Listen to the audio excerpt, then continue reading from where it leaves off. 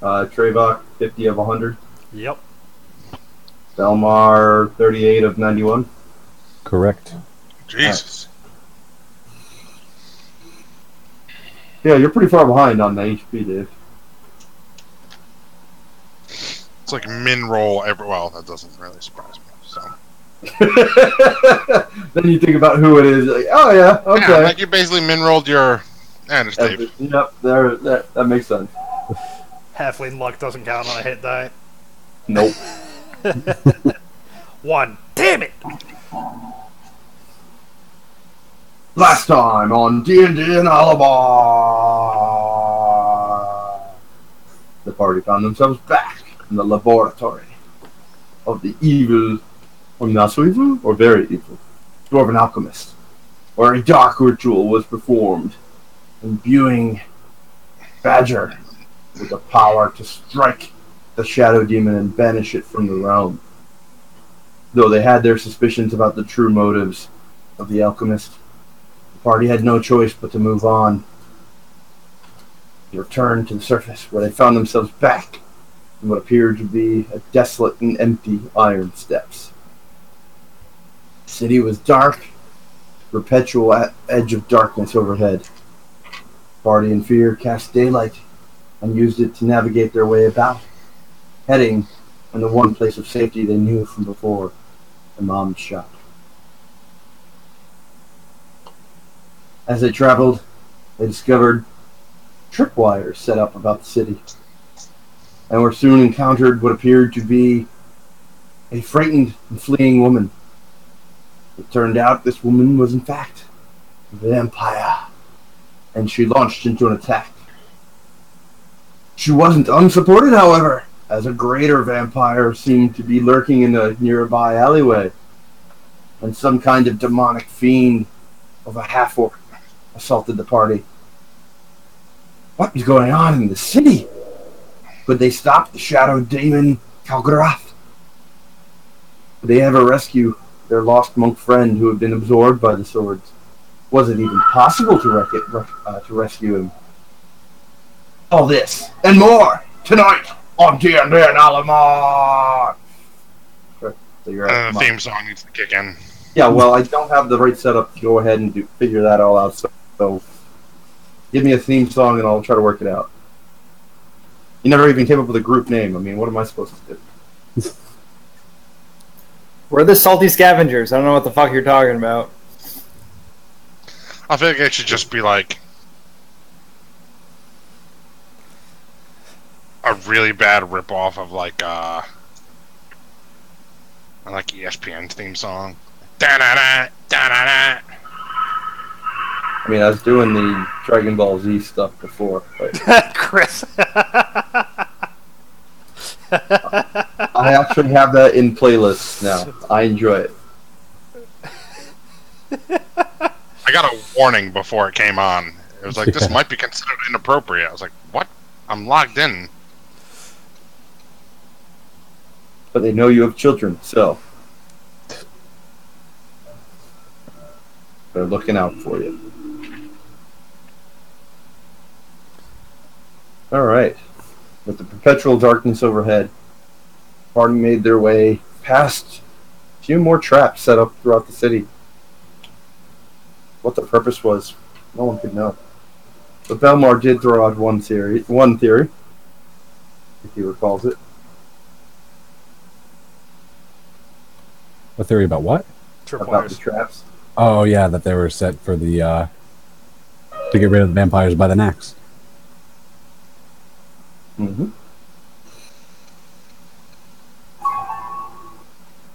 Fucking Canada. Gay bar, gay bar. I want to take you to a gay bar, gay bar. I like how it says like I've got something to put in you, and it shows like a pepper grinder. That video is so good.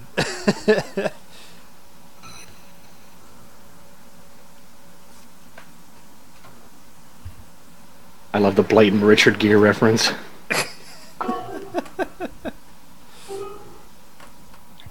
Alright, so you find yourselves outside the glowing shield of a mom's shop. when we ended, had anybody called out yet? No. We literally fast forwarded through the rest of the city to get you there.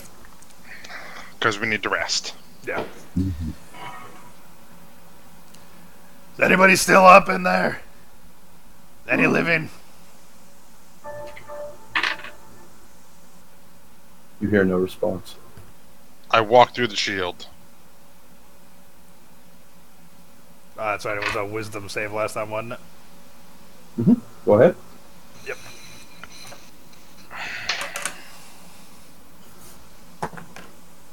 $15. 23. 14. 17.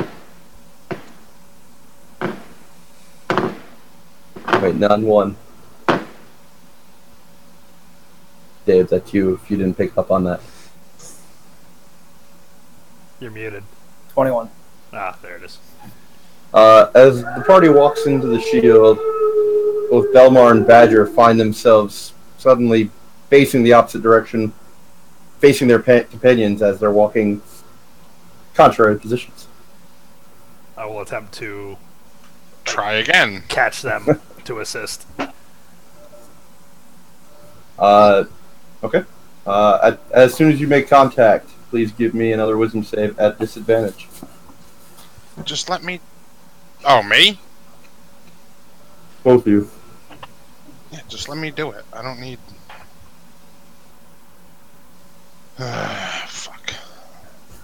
20. 21.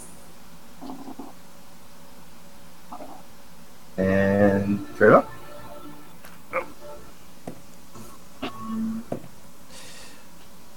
16. Alright. You managed to shake off the effects of the ward and find yourself pointed back at the doorway.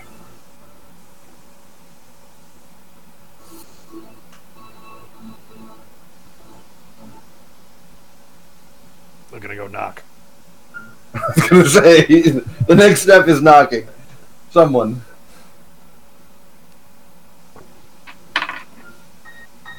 You hear no response. Sorry, bad perception rolls. I'm gonna knock with authority. Really try to make sure that if someone's sleeping through it, they know. You hear a voice barely make its way through the doorway, through the door frame, in response to your pounding. Go away, undead. We don't want you here. Kind is unwelcome. Good thing we're not dead yet. I'm not dead yet! Now that's just gas escaping. I feel better! No, he doesn't. I think I'll go for a walk. Such a good movie. Give me a persuasion roll. I should be at advantage after that. But you didn't speak. It's Trayvon taking the lead. Persuasion's gonna be a 17. Give me a perception check. 26. You see a slight shimmering on the door, almost as if... And then it takes you a moment. It is. There's an illusion of the door in front of the door, and you can see a small viewing panel slides open behind it. Having recognized this, you can see through the illusion, and you can see the door is almost half an inch further back than the one that you believed you had been knocking on. You see a small pair of golden eyes peering out at you. Prove it! Oh, come, let us in, Mom. Mom's not up right now. Well, the next step is to just bleed on the doorstep, so... I pull the dagger of Maleki from my belt and prick my finger. So one of you is not dead.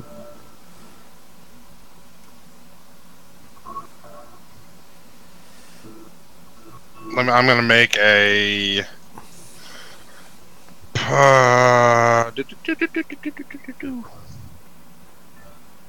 Persuasion. Okay.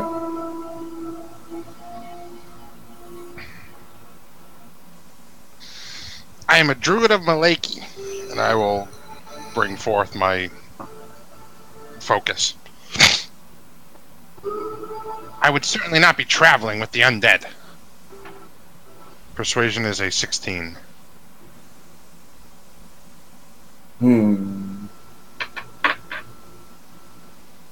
Surely you know Malaki, and then I will like show the dagger that I pricked my finger with, which is clearly Yeah.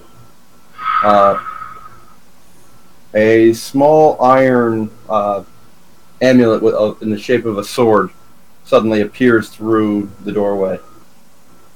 Each of you touch that to your skin, exposed, so I can see the reaction. I'll touch it to my skin. It feels like cold iron as you press it against your skin. Seems to have no other effect. I'm gonna touch it. Seems to have no other effect besides cold. Feels like cold iron.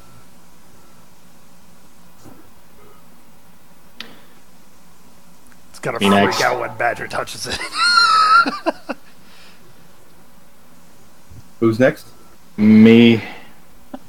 As you touch it, a white light seems to shine, and Baracus, you feel a little uplifted.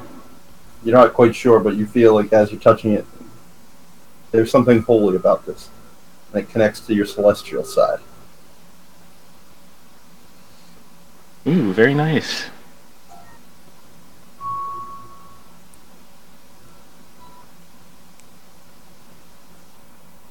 Surely that should give us a pass. The rest of you.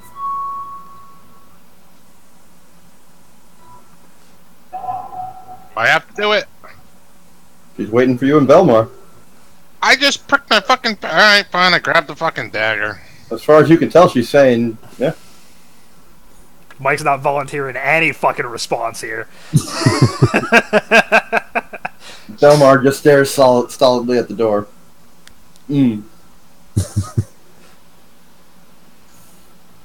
you're picking up the amulet there, Badger? Sure. Alright, give me a wisdom check.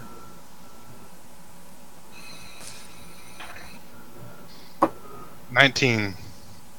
Alright, well, the iron is no longer cold to your touch. It feels slightly warm, but you're not sure if that... You assume that's from the body heat passed on from your companions. Other than that, you see no effect from the amulet. And the last one? Cautiously, I'll go and I'll grab the metal or the metal quickly and then hand it back. Alright, it feels like a warm bit of metal shaped like a dagger or sword. Yeah. Seems to have no effect. There. You can come in. You hear a clank, clonk, and a creak, followed by a shimmering as the illusion of the door seems to dissipate, revealing the dark entrance to a mom's shop. I'm very glad we have passed your test, and I will enter.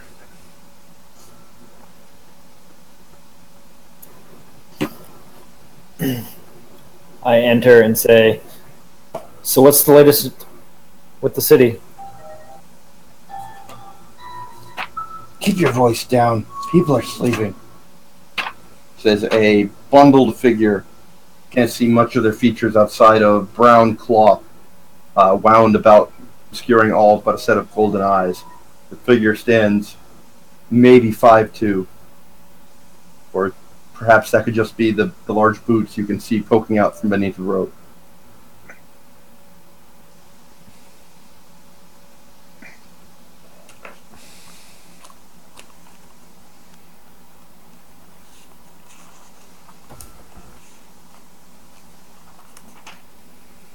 Do I recognize anything about this figure? His voice, his eyes?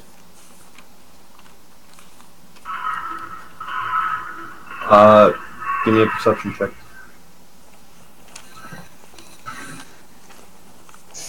Insight, rather. Insight, since you're trying to recall. Insight. That's a 13. You don't recall having seen a figure with yellow eyes before like this. You're not quite sure if it's actually a male. Now that you take a look at her, though, perhaps just a husky voice or voiced by someone with a deeper voice.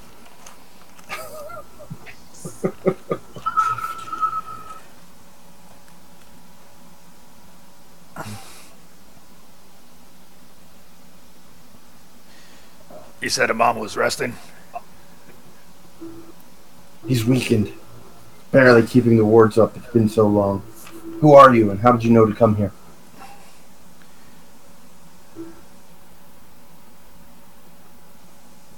We go a bit back with Imam. I figured if any place in town was still safe, it'd be here. Will he power in the wards then? Will he powering what? Lily. No, it's Imam. It's aging him fast. Fear even if we somehow survive this, he won't, because of the strain. Lily went out into the city. I haven't seen her.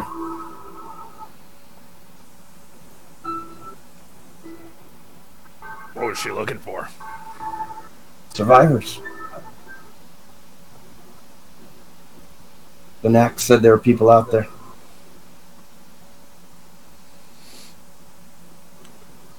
How many of the Nax made it? Who knows how many there are? She gives a quiet chuckle to herself. Hell, they're family, and I barely know them all.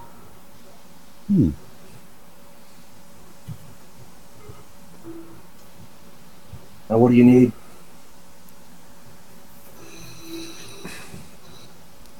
Rest, mainly. We're all a bit weakened from our ventures. Though, There might be a bit of stew left in the pot, and lay down wherever you could find a spot. We've been trying to excavate downwards to try to create more room, but it's not fast going in the city. As she says this, you can hear the sleeping sounds of a large multitude throughout the building that you now are standing in. The place has definitely seen better days, as any adornments that you'd previously noticed seem to have been taken down and used for whatever they could be used for. Only this entryway seems to be largely left empty and open.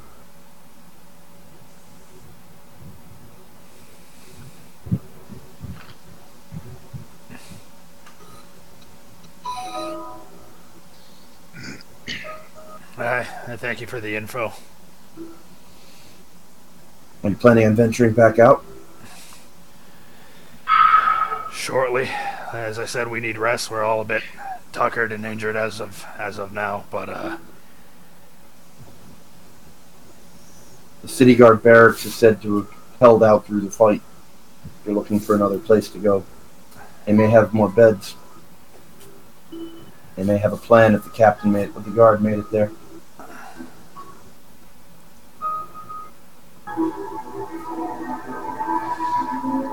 we have a plan ourselves if the gods are willing. So you know what's going on then?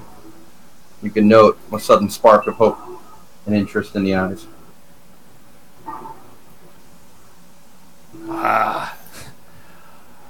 I'm afraid likely not. Just how things have been. And how they've, not the details, but it's obvious they've progressed for the worse. You can see the hope dim almost immediately at your words. There are supposed to be a few holdouts out there. I'm sure there are more people than we've seen. And who knows if those beasts have kept prisoners. But there seem to be more and more Nightwalkers every time we wake. And don't expect it to get bright. We haven't seen daylight in nigh on a week.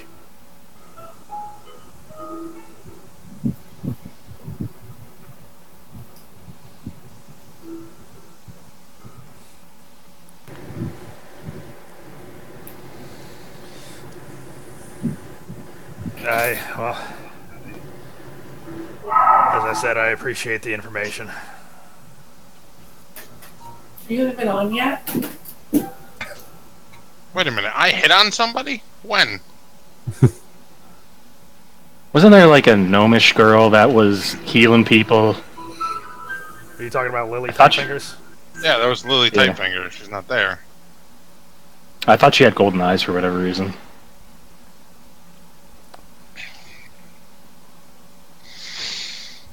Lily Tightfingers, lol.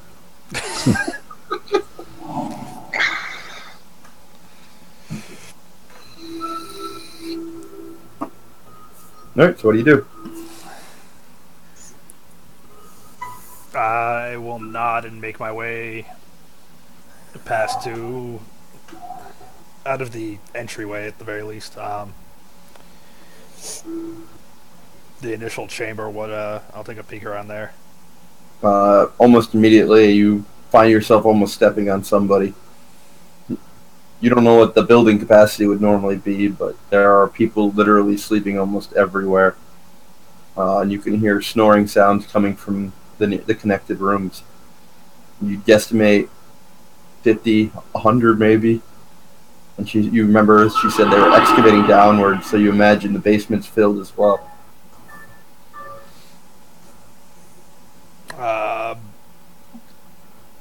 Not a long. I'll take a quick scan. Familiar faces, perhaps. You see the looming shape of Svokald bent into one corner with a small rough-spun blanket pulled up, covering essentially his upper body, held up, but not even making it down to his knees as he sits in the corner, clearly asleep. You see a few of those that were formerly helping Lily out with the injured before. Most of them asleep as well.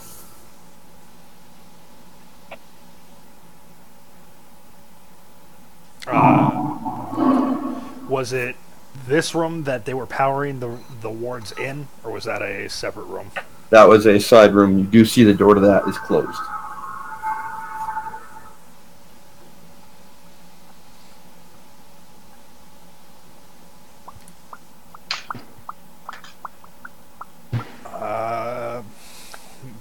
Trying to be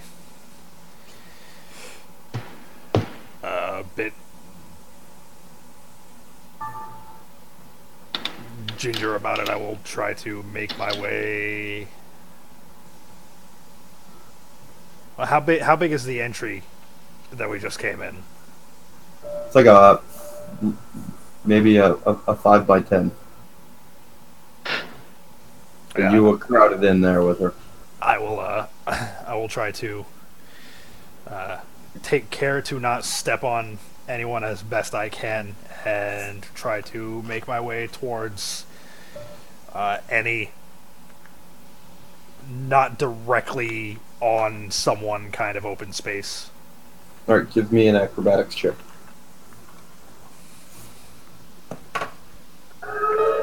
Oof. I'm about to wake someone up and hurt them. Acrobatics? Yep.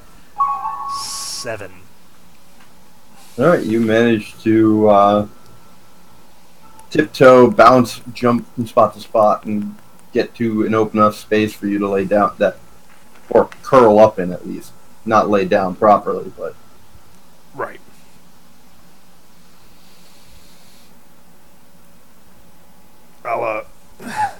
I'll kind of wiggle into it, mutter, this'll work good enough, and try to get some rest.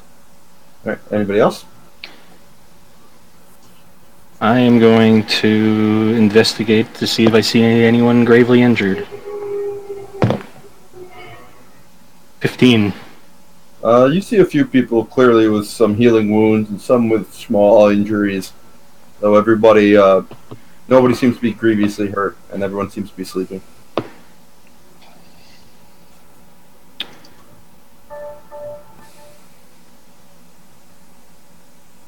I announce that I'm going to go see a mom to see if I can assist in any way.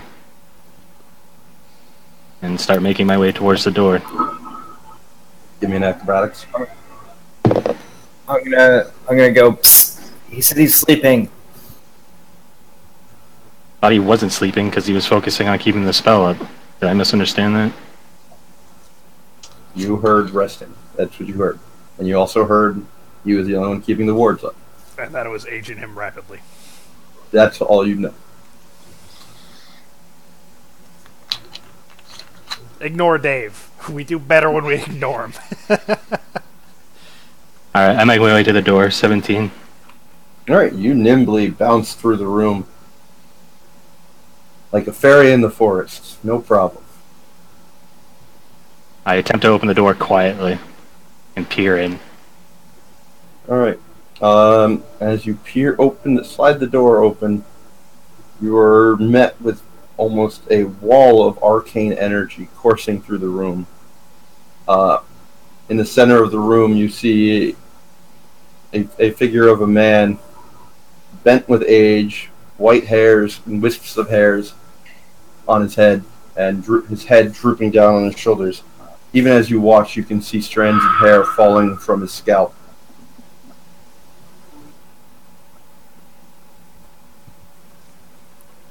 You're not sure if this is a mom or somebody else, but this is definitely an older person than the one you saw before. The mom, is that you? What? He's my friend. You came back. Oh man. And that old voice, clearly tired.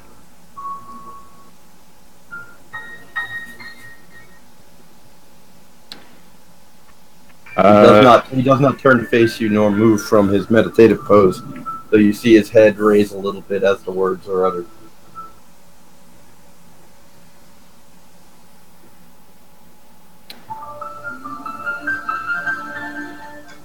I'm gonna walk over and sit beside him.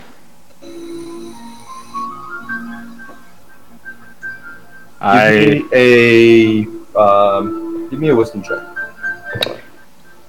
Nat 20. Is anybody else doing anything while this is happening?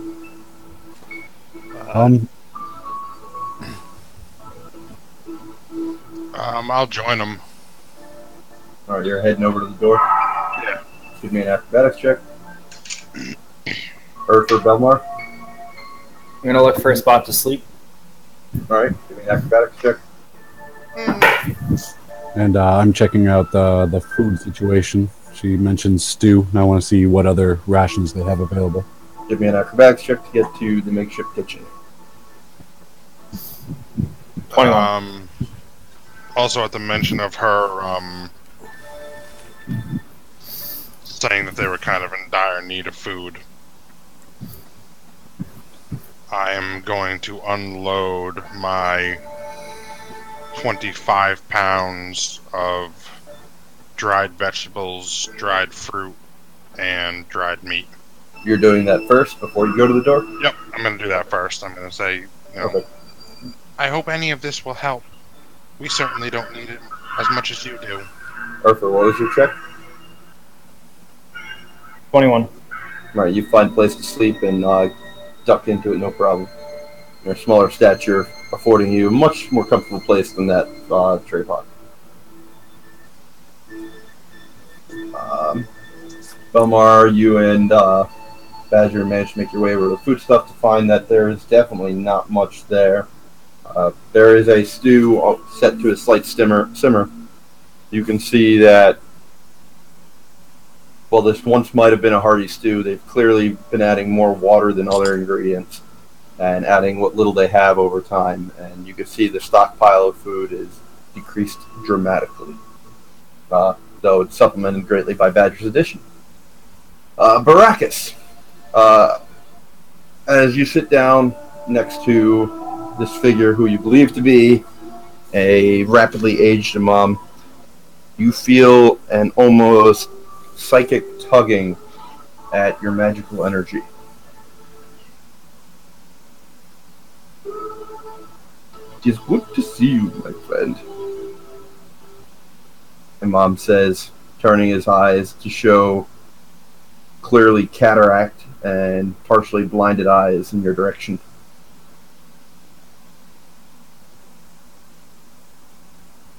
If only I were able to assist you. I need my strength to take down this evil. If you can spare any energy, no, it is much to ask. But I understand. If you have a plan, stopping it is more important than holding it back.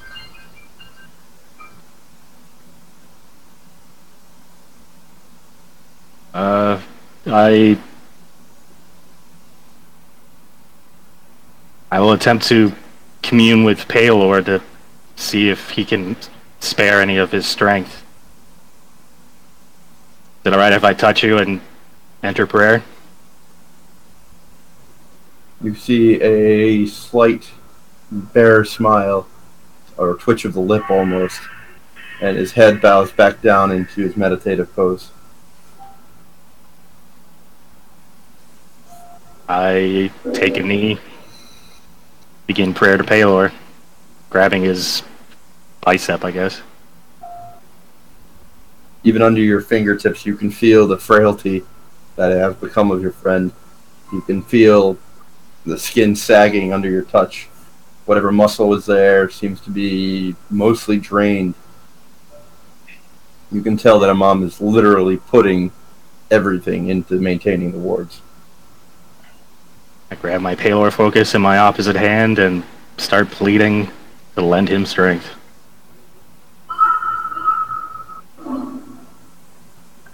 Alright, Badger, after dropping your food off, you scuttle over to the doorway, and the sight that greets you is a very aged-looking human. Though you can only see him from the back, he vaguely resembles what you recognize as Imam, and you can see Baracus holding onto one arm and head bent in prayer.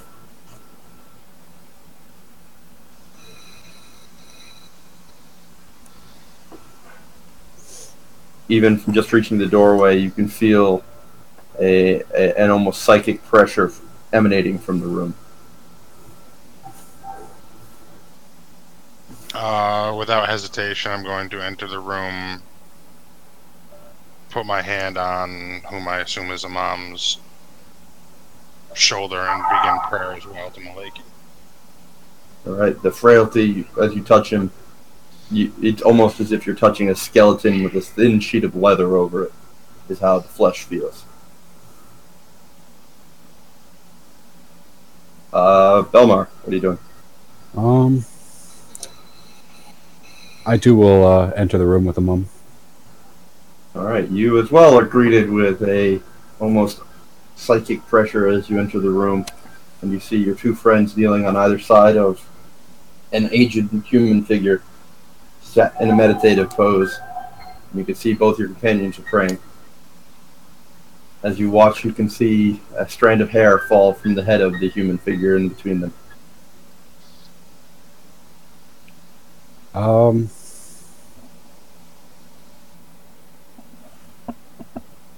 I'm gonna go over and I'm assuming there's like piles of hair on the ground at this point.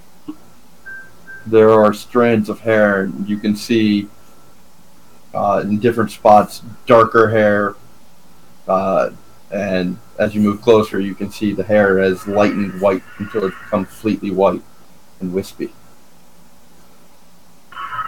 I'm gonna collect some of the darker hair and put it in my bag. You and your weird collecting, man. Okay, you have no problem gathering up the loose hair. And then I will go behind Imam and put a hand on a free spot and pray. All right.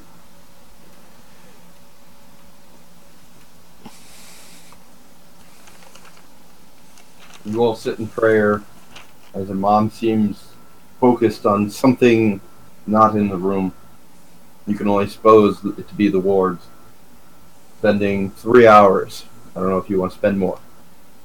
He seems unmoving, though every now and then you catch a small slip of air as his mouth seems to move, uttering some phrase or other.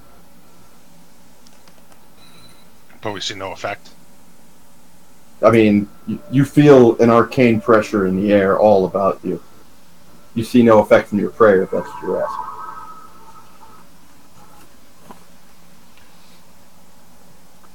after that time, I'm gonna sadly get up.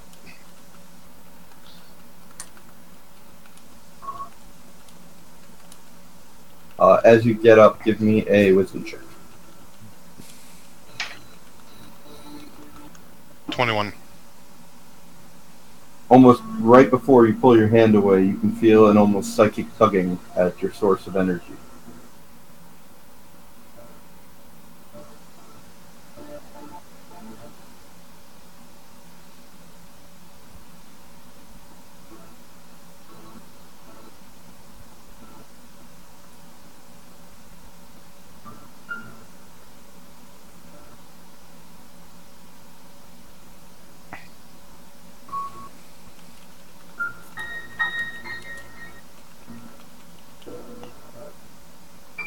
Yeah, I have a book of plants, a book of anatomy.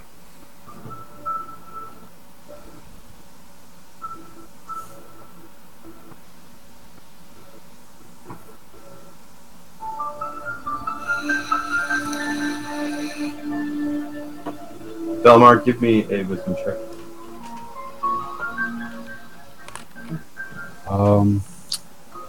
That's gonna be a 22. You also feel the psychic tugging at your magical energy. I'm gonna kind of push into it a little bit and see what happens. Not Give resist. into it or resist? I'm give into it a little bit. Alright, what's the lowest level spell slot you have available?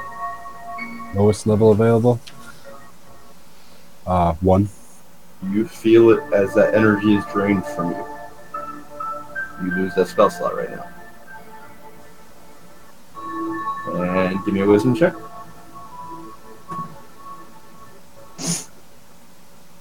16. You get the sense that that energy wasn't lost, but instead channeled into a mom. Do I see any notable difference in him? No, not for level 1. I will once again take a knee, and I will, in Druidic, say, Sylvanas, give me strength. And I will pour a 5th level, 4th level, 3rd level, and 2nd level spell slot in him. Alright, Hot damn. Baracus, Badger, and Belmar, two of you unaware of what just happened, hear an audible sigh of almost relaxation, and you can see that some of the tension, as your hands are still upon him, seems to go out of a mom's form as he relaxes and he lifts his head. Thank you, my friends. What did you do? I gave him some of my energy. Seemed to be the least I could do after all he's done for us. You gain all your spell slots back after a long rest, correct? Mm-hmm. What did you give him? Just your divine abilities? I felt some sort of tugging. I can't really describe it. I didn't resist. I kind of leaned into it. Do I still feel that tugging? Yes. Alright. I am going to dump 2 4th level, 3 3rd level, 4 2nd level, and 5 1st level spells. I'm going to expend all spell slots available. You hear an audible gasp and that is most welcome. That's all I have, friend.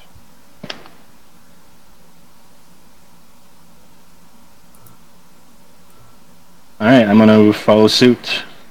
I'm gonna drop a 6th level spell, 2 5th level spells, 3 4th level spells, 3 3rd level spells, 2 2nd level spells, and 4 1st level spells. You see a toothless smile break out on the mom's face. Thank you very much, my friends. This will keep me going for another, perhaps a full day. Do not know how much more my body can take. This will help fuel it. I have not slept in 3 days. You can find Lily, or someone else to hold up the seals. That would be beneficial. Better yet, stop the foul beast destroying our city. Your gift today is greatly appreciated. My body does not take much more of this, so I cannot abandon the people that I have sheltered. So thank you.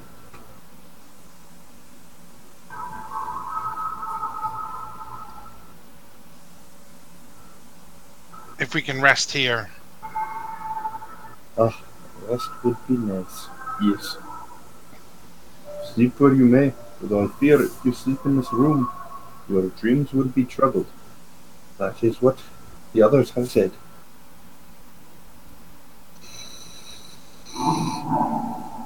Alright, I'm going to, at that point, give a nod.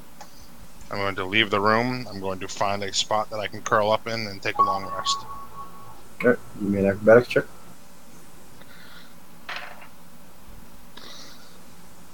22. Alright, you have no problem. You dance around until you find a spot that you can squeeze into. I squeeze in and fall asleep.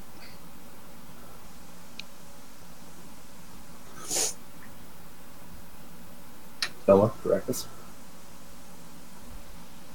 I'm gonna exit the room, staring at my hands. Kind of fumble my way across, see if I can find a spot. 11. Yep, no problem. Feel it tingling throughout your whole body.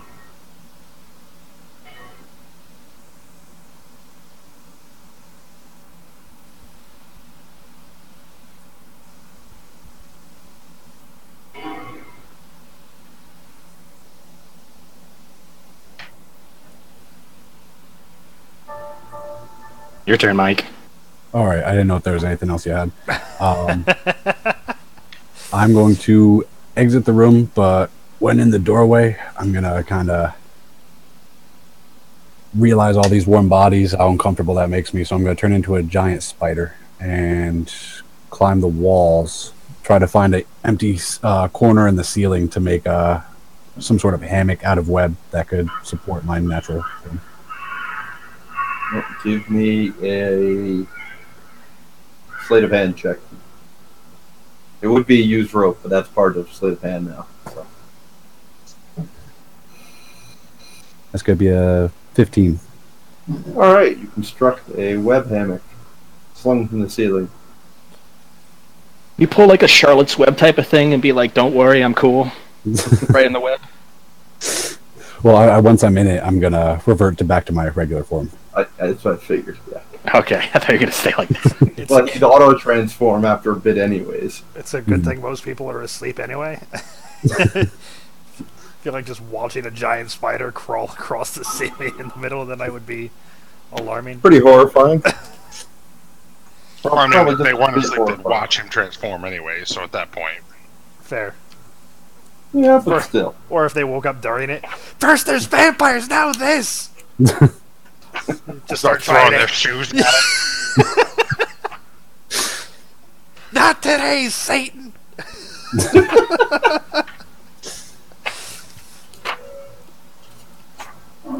Cheering them on. And they're like, "Get it! Get it!"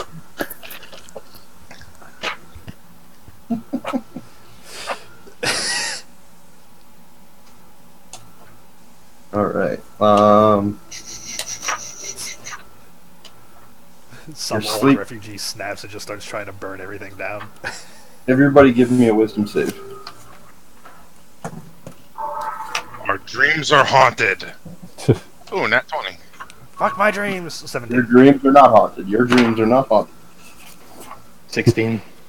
Your dreams are slightly troubled. 21. Dave!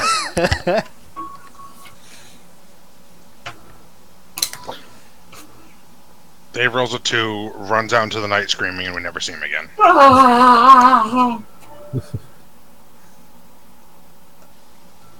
They're in me! They're in me! They're in me! So, what was your roll, Dick? 10. Oh, okay. Yes, all Like of I that. You get a less than restful night there, Erfer. You wake up with a level of exhaustion. So that means I don't get my hit point back? Correct. That sucks. So does a 10.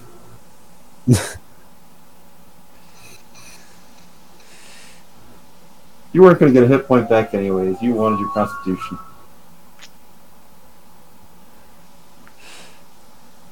Right, but now I don't get anything. True. Good thing you didn't dump all your spells into a mom. Alright, as you all shrug awake, you all have fleeting memories of some rough dreams, though most of you seem to shrug it off in the night.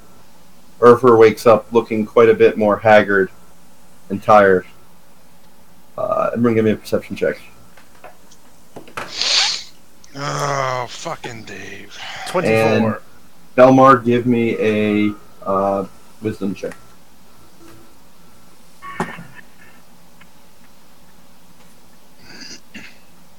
First is perception, second is wisdom. Alright, you are all pleasantly surprised and also slightly horrified to see the battered form of Lily Tightfingers resting in one corner as you awaken. Apparently she came in at some point in the night, except for Erfer, who does not notice this. It's Dave. Why are we horrified? Her form appears to be quite battered, and it appears at some point she lost an eye. As you can see, part of her face seems to have been burnt badly, scarring and bursting her right eye socket.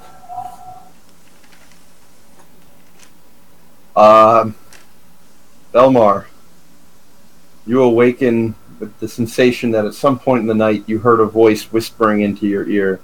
You don't remember quite awakening, but you remember hearing it and you're pretty certain it was real. I'm going to get you. I knew Going it. to get you.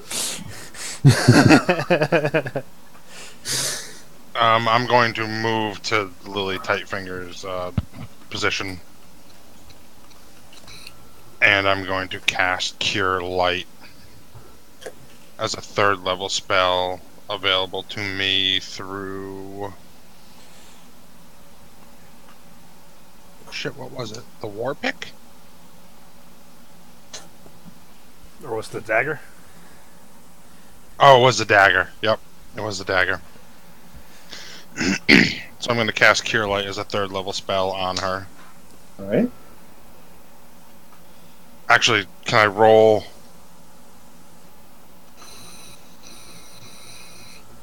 Yeah, I'll just do that. I'm assuming she needs healing. She's my girl. She definitely looks worse for wear. Okay.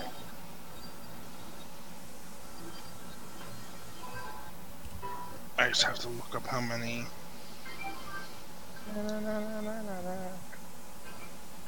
Cure wounds 1d8 plus spellcaster. A 3rd level spell, so I get 3d8? Yeah. Alright, so 3d8 plus spell modifier and my Adam, did you ding? No. No. Alright. The fuck is my modifier? I'm- Wisdom? I'm not far from one now, but Yeah, I was just curious about your handicap. So. yeah, I'm still aware. No, I was curious if you'd made it. No. Chris just reminded me that he didn't. So. Well, mine's not as significant as no more wild magic, so.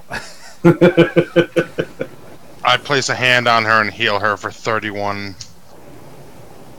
All right, you almost instantly see her breathing and sleeping ease. You're guessing there were wounds that were not immediately visible, and that she likely healed herself to some degree. Though you can see a significant portion of the burn seem to heal and recede from her face. though unfortunately her eye does not seem to recover. Is she still burnt? She's still got some burns, but it looks like they are older and are partially healed over, likely due to her prior healing. Okay, so an application of some of the burn salve that I picked up earlier wouldn't do much more beneficial for her. Who knows? If you'd like to approach the sleeping woman and rub paste on her, that is your call. Oh, I didn't want you to make it sound creepy like that. Well, it felt creepy. It felt creepy from my perspective, so I had to point it out. It puts the lotion on its skin. It felt creepy from my side, so I figured I'd make it clear. I was just typing, or else it gets the hose again. I will not just rub. I will not just rub salve on a sleeping woman. No.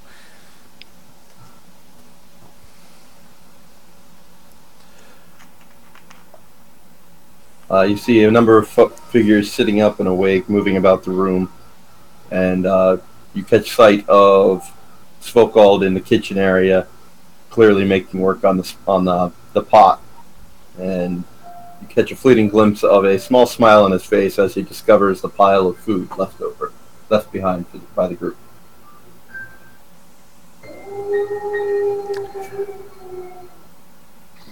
I'm going to approach him. I feel like this is going to be a really heavy RP session. I'm just throwing that Could out be. there. It could be.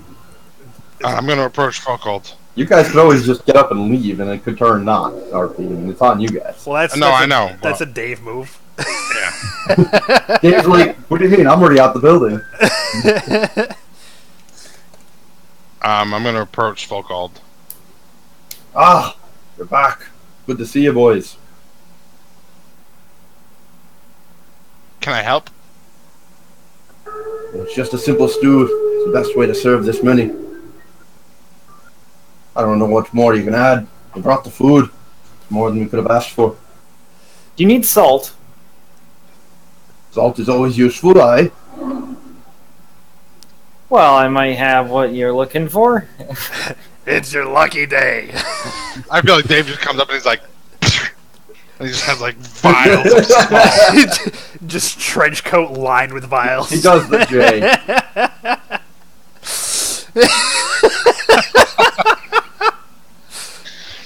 But wait, there's more.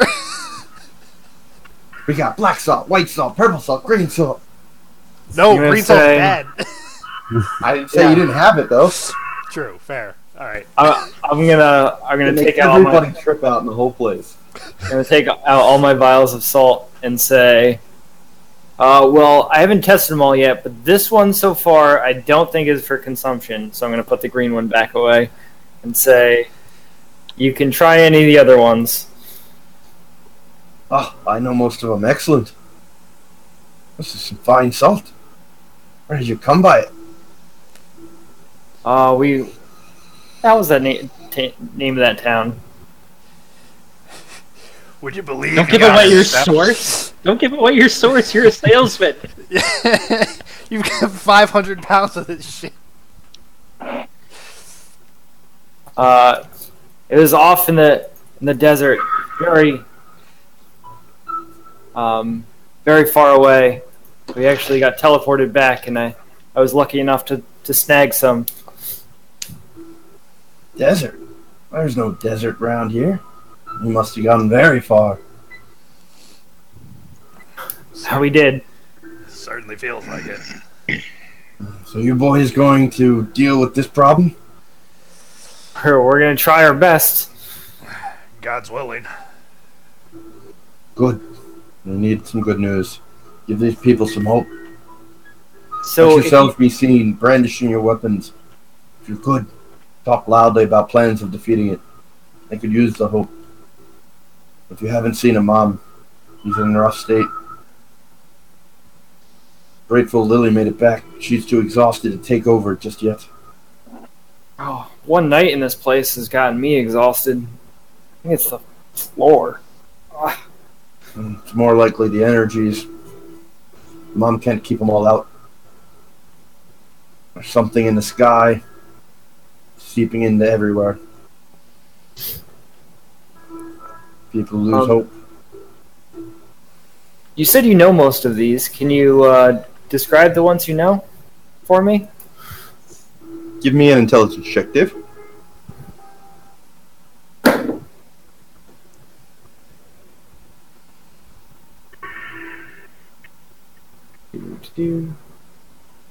It's intelligence. Yep, 11. Oh, wait, disadvantage. Yep, 11. So he gives you a very brief rundown. Pretty much all you get out of his description is a vague price range in terms of which is the best, which is the worst. What colors do you have again? I have All of them. all the colors. So I have tan, yellow, blue, purple, green, pink, black, and white.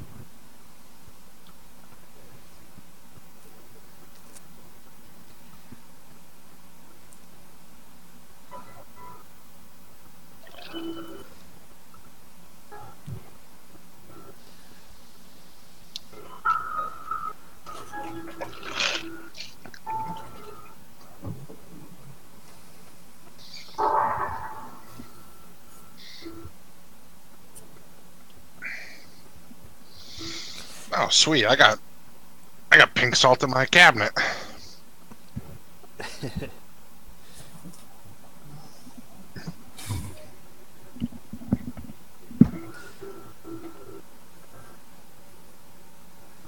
That's how we get Dave to RP. Everybody else rolls tunes, and Dave basically just plays Tressa from Octopath. He's just here for the shop and the things he can do for the shop. Haven't played it yet. Worth it? Very. I heard some mixed reviews when it first came out, and people were a little upset with the disjointed nature. Did you ever play Bravely Default for the 3DS? Yeah. The combat's basically going to be exactly that. Okay. And you pick one of 8 characters. The one you choose is always in your party, but they all tell their own story. It's very the best way I've heard it described, that I loved it. It's you're worried about saving your world, not worried about saving the world. Okay. So they've all got their individual tasks that they're going on, and you have the other party to help you out, but it's very like solo focused as far as Story. them go. Okay. I disagree. Okay. At least, not all of them, but I think at least 5 of them tie to the end game. Okay, 'Cause I basically- haven't finished the end game yet. I haven't finished the end game either, but I know what the end game is, and you pick up pieces of it. Basically, you can finish all 8 stories, and then there's like a grindy part where you get to the end game. Mm. Yeah, I haven't looked that up or come Alright, across it. So So Svokal has done that, and he, you all watch as he gives a quick rundown of salts to Erfer. you worry about the strangest things, lad.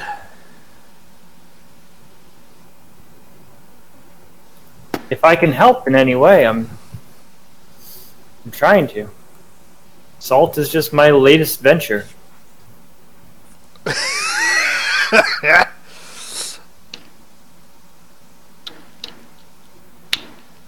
I'm gonna go up to Golden Eyes and ask if I can borrow the sword.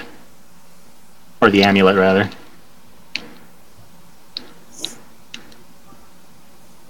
Oh yeah, we She never got looks a name up. from them. She looks at you, her eyes going into almost slits. No.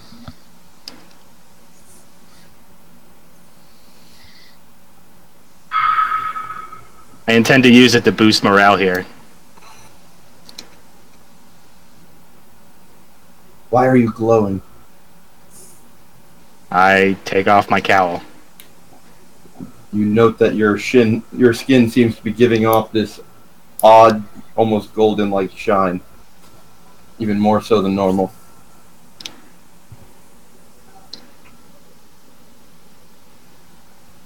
Paylor is with you. Paylor is with you all. Fear not. We're here to vanquish the evil. You all hear a low, almost barely audible, but clear enough that you can each one of you make out the words. Baracus, you feel it's directed almost to you, though you can see as the words are spoken that many folks seem to take heart and take it personally themselves. Welcome to the family, my child.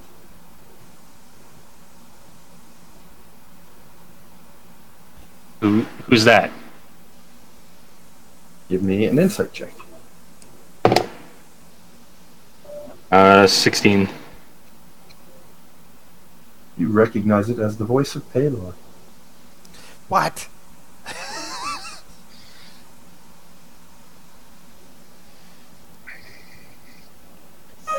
And as these words are uttered, you can all visibly see Baracus' skin brighten almost to a miniature sun before dimming back down to his normal state. I'm overcome with glee. I almost Baracus, can't contain it. your magic suddenly feels controlled and purer than it ever has before. You no longer feel the battle raging within you.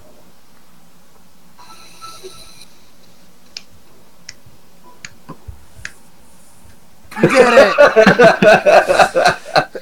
it! You did it! I'm going to break down into tears. The whistling stopped.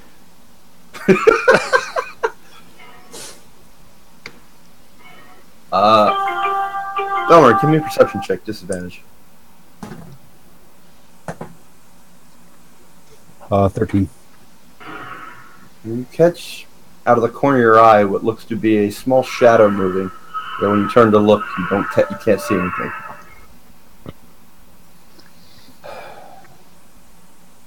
I'm gonna turn to the person with golden eyes. Did you happen to see any dolls in here?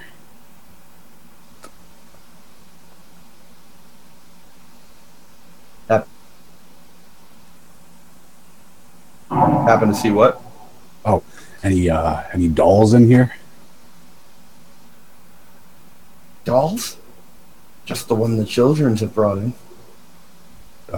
May I see it? No, there's a number of them. You'd have to ask the children. Well, I wouldn't recommend it. That would keep the children brave. Did any of us see the doll prior? You saw it initially, haven't seen it since. Right, so that was we didn't see it alive. We just saw Belmar missing an eye and blaming a doll. Yeah. Exactly. I forgot about that story arc. Mm-hmm. Well, that's why Belmar's full of clicks and whirs. Everybody give me a perception check. Disadvantage. Disadvantage. Oh, 15. I thought I-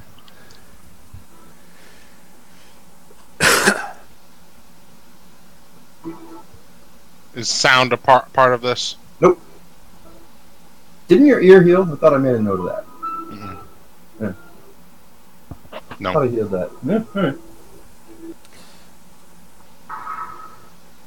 I thought you physically healed it, but I don't recall you saying anything about him not. Adam, your roll? Or if you want to 15. make one. 15. Who am I missing, right? Yeah, me. 16. Alright, so Badger, Belmar, and Trevok, two of you note as Belmar does a quick turn of his head and asks this odd question. All three of you note a slight crinkling as you see a small slip of paper seems to be under Belmar's foot. What are you standing on? I'm gonna look down and see what I'm standing on. You seem to be standing on a small folded piece of paper. Parchment. My eyes widen in confusion as I kind of cautiously lean down and grab the paper. As you do, you unfold it, and it seems to have some very crudely, almost as if by a child's hand, set of words written on it in common. They read, "You thought you could run, but I knew you'd be back." I thought it was just going to be a drawing of like a little doll with another eye on a stick. As you flip it over, you see such a drawing.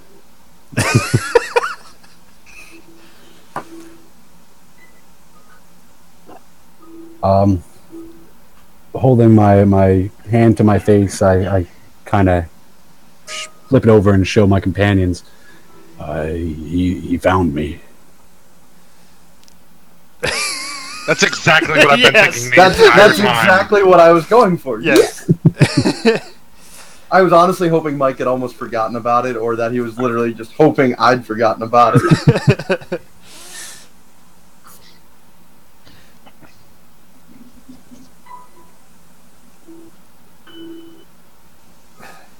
Who found you?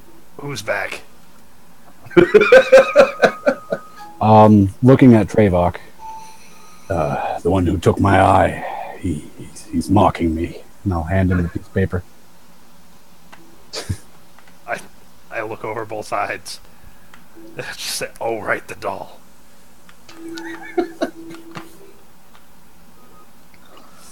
The doll got into the city and into Imam's shop.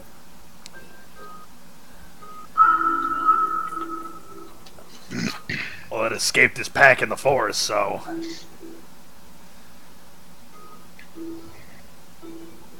I mean, I'm just impressed. We should try to befriend the doll and try to get him to help us vanquish this demon. Alright, on that note, I'm going to walk away from the group. Alright, you're all insane talking about a doll. And I want to approach Lily Tightfingers. Is she awake? She is sleeping. Go rub some salve on her. I'm going to, like, gently try to, like, shake her awake. What? What? Who's there? Who needs healing? No, nobody. Nobody needs healing, but I have something for you.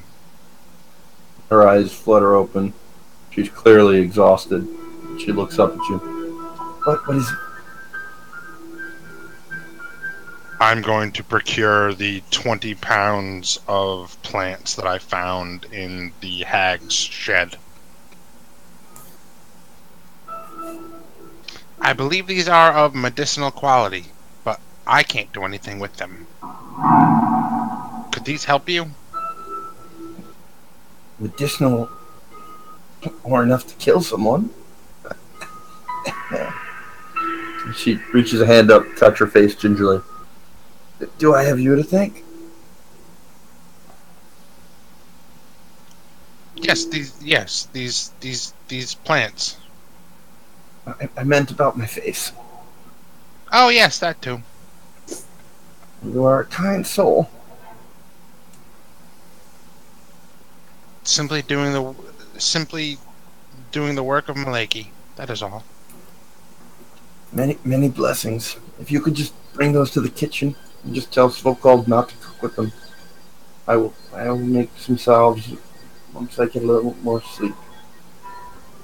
I also have these, and I will procure the heat salves that I have and the skin condition salves that I have. Would these help you at all? I don't know what those are. Well, the 6 I have here are heat salves for burns, and the other 3 are like skin conditions, like sunburns, etc. Well, I definitely got a skin burn. She gives off a light chuckle. Perhaps, though I doubt it'll help my eye grow back.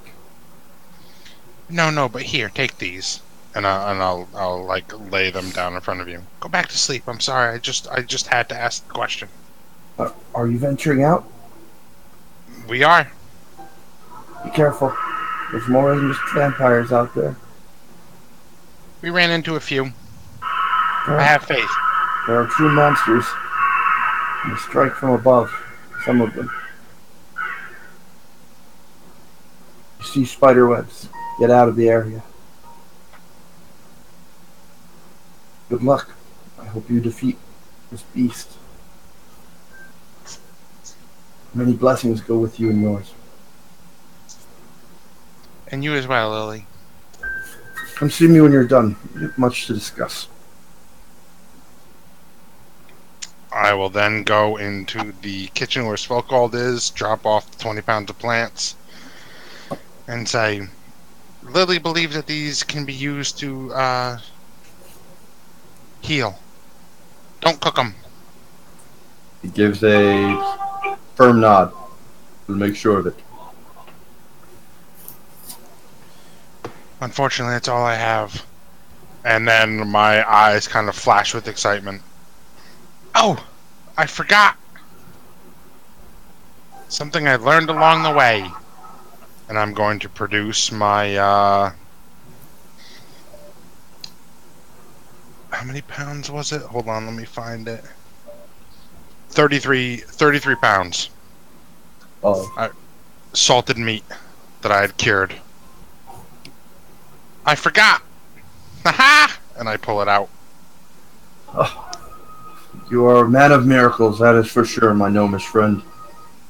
Don't know how you carry it all on that back of yours. But we are very grateful. Magic does wonders. Haven't had true meats in days. Just what's been boiled down in the pot. Most of it is venison, some of it bear, some rabbit. Just things I've gathered along the way. You can rehydrate it, and I hope you put it to good use. He smiles. He calls out to the room at large. Be merry, my friends. Today we have a feast thanks to our friends here. You hear a ragged, half-hearted cheer as people look up, a bit of excitement in their eyes, though many of them are clearly exhausted. And I'll leave you this as well. And I leave him the 3 pounds of salt that I had purchased to cure. Thank you. Thank all of your companions for me. Hope to see you when this is all done, and we can reclaim our city. We'll be back.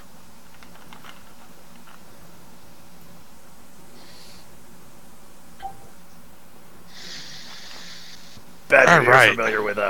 you're familiar with plants more so than I. What do you make of this? And I'm going to hand you the lotus that Moth gave us. A lotus that Moth gave you? I have a purple lotus from Moth still. I have an orchid flower. Is that the same thing? No. Orchids and lotuses are two different plants.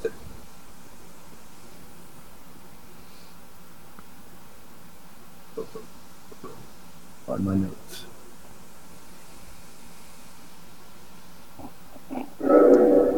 You know, it's kind of sad that I feel good as a person that in D&D I was able to unload like 60 pounds of food. Just like, here, feed everybody. Keep beating them. It's not sad. It's a good thing. D&D is supposed to make you feel good.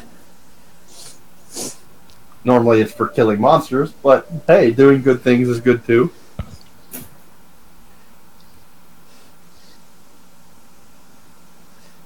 Get back from the grocery and just dump the bag on the counter. Yeah, like literally, like I walked in, it's like, wow, that stew's kind of pitiful, and I'm like, hey,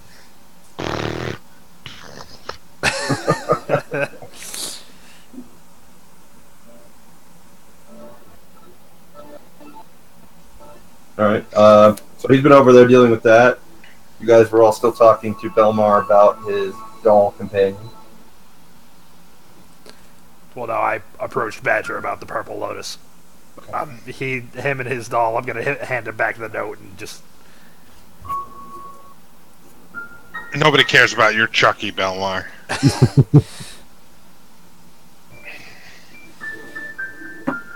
I'm walking around like Jesus. It's okay, my people. It's okay. We bring you loaves and fishes. Start washing feet, curing leopards. Leopards? Lepers. I heard that too, and I was like, I okay. definitely said leopards. I meant lepers. I was going to unmute. I'm curing spotted jungle cats and people that have their skin falling off. I was gonna say, this is Dave with his panties all over again. Mike conjures animals and there's leopards everywhere at Arrakis' request. He starts watching them all. Curing them.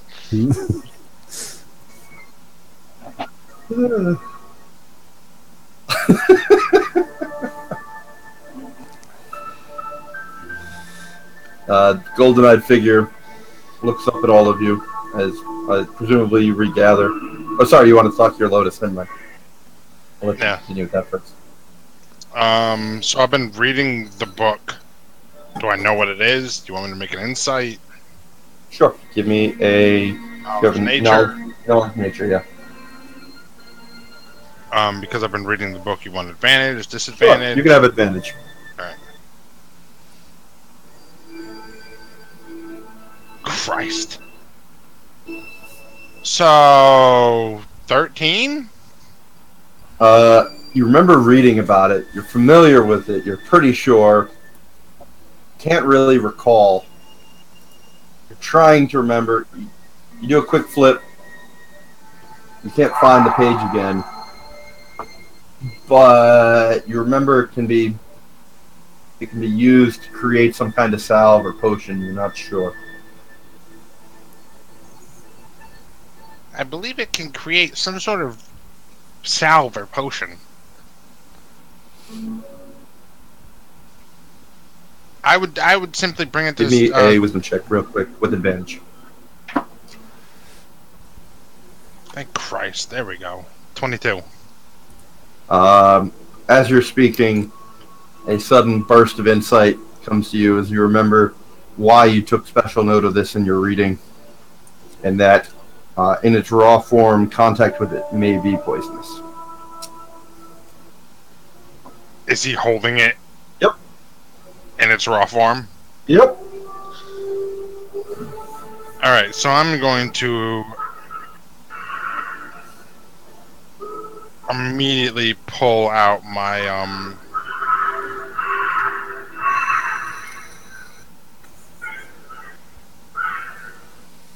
what do I have?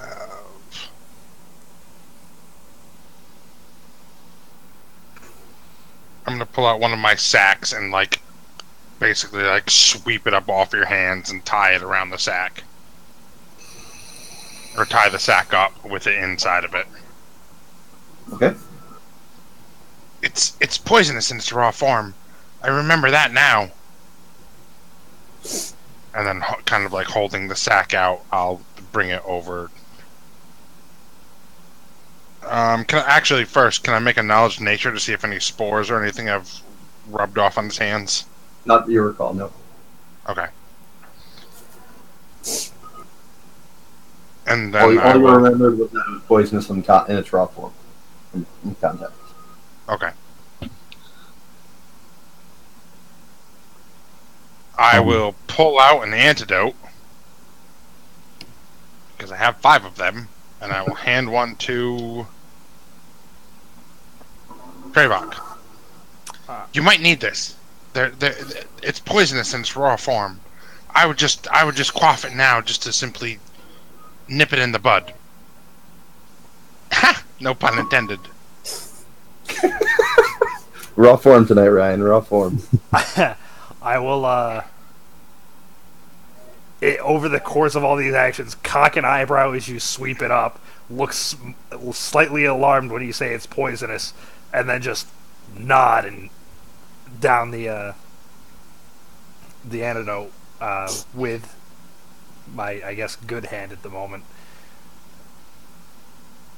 I will then take the sack to Scovold and tell him the same thing. I believe this can be used for a salve or a potion of some sort, but do not handle it with your bare skin. simply let Lily know that this was something else that we brought. His eyes widen a bit. Okay, is it safe to have around the food? Can I make a knowledge nature? Nope.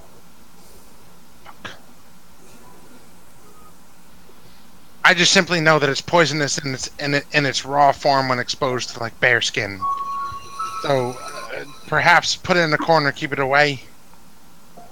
There's a barrel over there. You can put it in there. It's been emptied of rations for a few days. He gestures to a corner. Do you have a lid? Yeah, there's a lid on it. Alright, so I'll throw it in there. Just make sure you let Lily know, because I know it can help.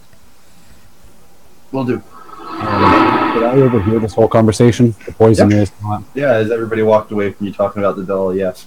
Okay. Wish Moth would have relayed that a little bit better, and I'm going to try to I want to find like a corner to like rinse my hand off with my water skin There is no open corner. and open anything. I'll do it in the entryway. I just want to keep it away from other people. As you enter the entryway, Golden Eyes looks up at you. It seems she's been on guard all night. And she seems to glare at you as you come in. Don't you give these people false hope. Been through enough. No one's speaking of false hope here. You fail. If you give them hope, you will crush them. And we will truly lose this city.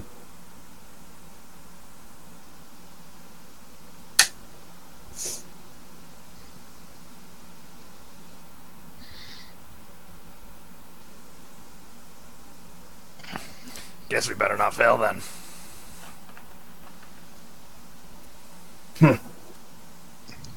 And I will smirk.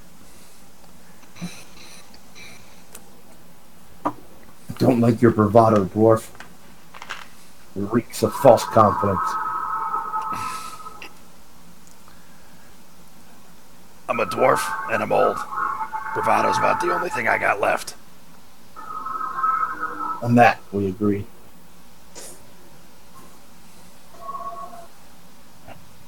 She turns back to the door, leaning against it casually, looking through what you recognize as a small peephole, and occasionally glaring over her shoulder at you.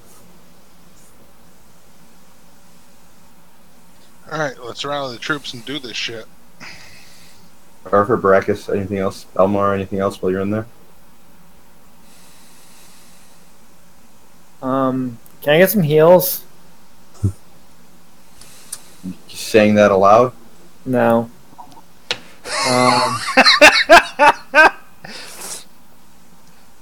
I'm gonna. Did everybody else heal up all speaking of? I'm at full. Yeah, Yes. 107. I too am at full. Full. I'm gonna turn to Badger and say, I don't seem to have Recovered. gotten any strength back from that sleep due to the close proximity. Is there any way you could heal me? Due to When I the enter- close proximity of what? Well, like they said before, the demons that are outside, Imam can't stop them all. Weren't you asleep like I was when that conversation was going on? You and I kind of found a bed while they did things. No, that was someone else. When I woke up and I said I didn't get good night's sleep. But you weren't there when he said that you would get bad dreams because of the room. No, but Dave was awoke, and he heard Svokald say, Yeah, it was so cold, not Imam. Fair. At that request, I'd like to wink at Badger. Perhaps that plant Trayvok gave you could help restore some of his vitality. And at that, I shoot you a dirty, angry look. You can shrug it off. I'm gonna reply. We're here to save a city. put your petty differences aside. He may be weak both mentally and physically, but this is in Druidic, by the way. I assumed. Dave's like, you're never talking about me when I can understand it. He may be weak mentally and physically, but we have a job to do. And he is a companion? While they're speaking in mumbo jumbo, I'm gonna walk up and touch Erfer. You are now cured of exhaustion. Hey. That's cool. I'm going to finish rinsing my hand off, wipe it off on some cloth that emerged at the doorway. Who said something about me? It doesn't also cure my constitution, does it? No. You just got a big thumbs down. You got 2 thumbs down. What's better, curing your exhaustion or curing one of the, or rather your debuff? I don't know, it's Dave. No, So Mike can cure the debuff. He has the resto. he just Well, won't. I have it and did it. I'm just wondering what's better.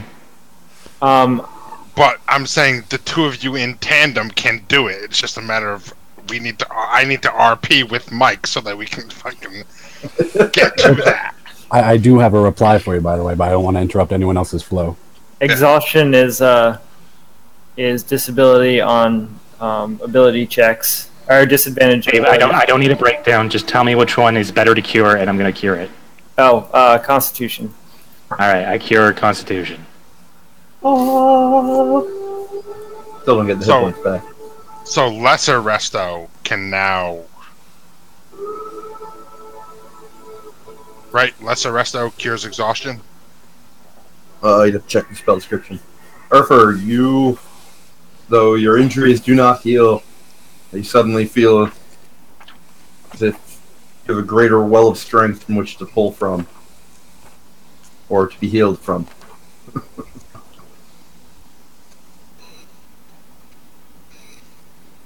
Yep, second level. So, Dave, I have you at 15 of 54 now. Yes? Yep. All right. Lesser resto does not say anything about exhaustion. It says disease, blind, deafened, paralyzed, or poisoned. And check Greater Resto, because I'm pretty sure it'll say something about it. Yeah, Greater Resto says it for both. Then, Oh, so you need a greater resto. Then I can't do shit for you. you can convince Mike. So about that RP that Mike was going to do. Yep, go ahead. All right, so in reply, I'm going to kind of look at Badger with kind of a surprise but irritation. Yeah, we have a great and this is in Druidic, by the way. I assumed. We do have a great task to accomplish, but this is Erfer. This is the one who stabbed himself with that strange antler, alerted the vampires of our presence, and even opened that blasted doorway that seems to be pouring unnatural evil into this world as we speak. Are you sure we can rely on him for this task? And Druidic. What's your god? Dave's just sitting there going, What is it? Sylvanas? We cannot rely on him in this task, but what we must do is have faith in Sylvanas or Maleki to guide our party, to have us come together against a common evil. I would love nothing more than to walk up and punch him in the mouth. I would love to let him understand what he has done, but I truly feel like he might be a bit slow, and I don't think he does understand. So we just simply need to have faith, and a fully strengthened party member is something that we need.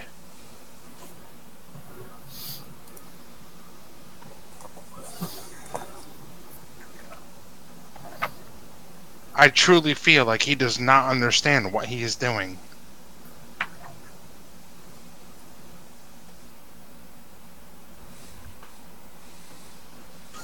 I should have sent this in tells back and forth with Mike just so that Dave wouldn't know.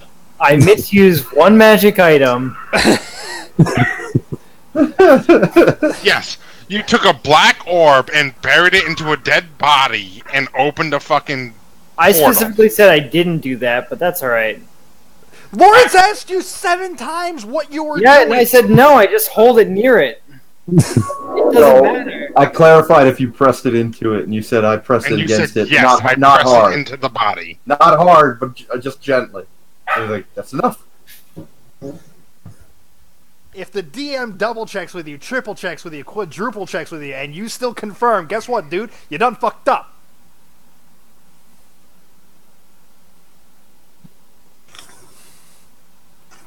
Chris with the gifts tonight.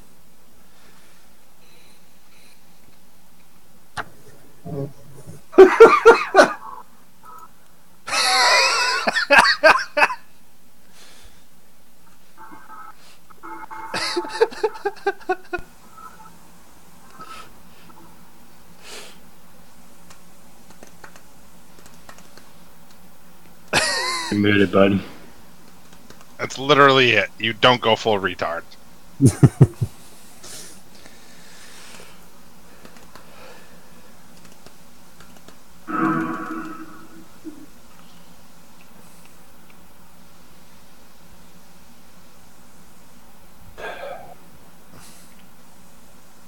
So, with a great sigh, I'm gonna look Badger up and down.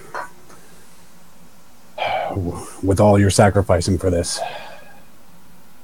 I have no choice but to trust you. I have faith in you, Badger. If you think this is the way to go, I'll do it. And I have, again, all in Druidic, and I have faith in you, Bernard. This is to simply conquer a greater evil. No matter how slow Erfer may be.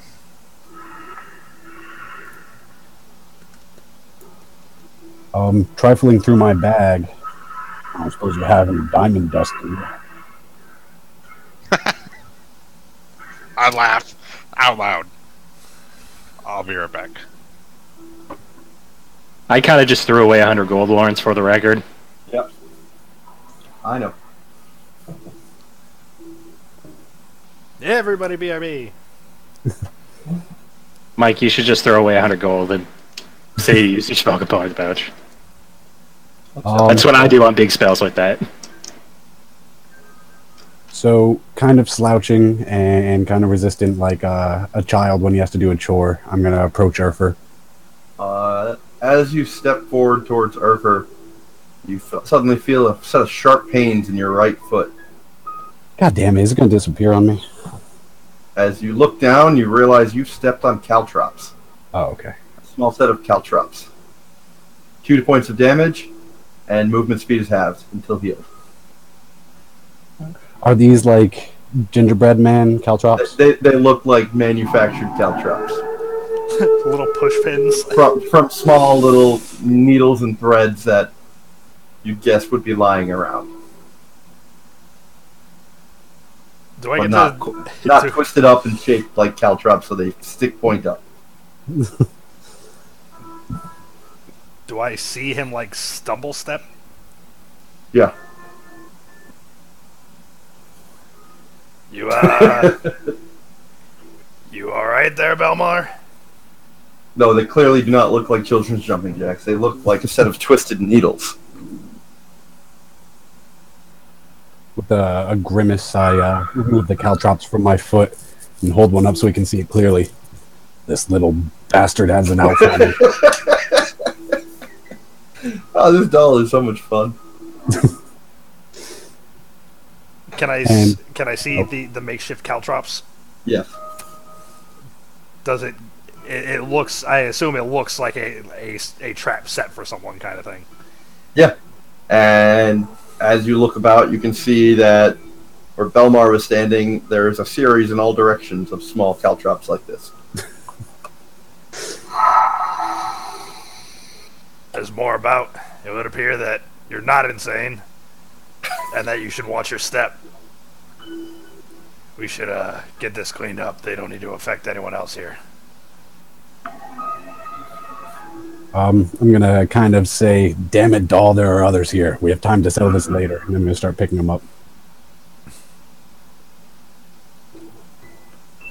Everybody, give me a perception check disadvantage.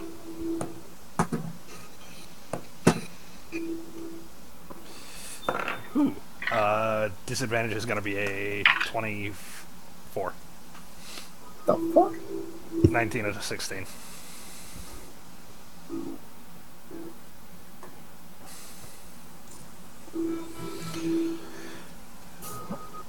Ryan, perception disadvantage. Okay. Sorry. Nope, no worries. 22.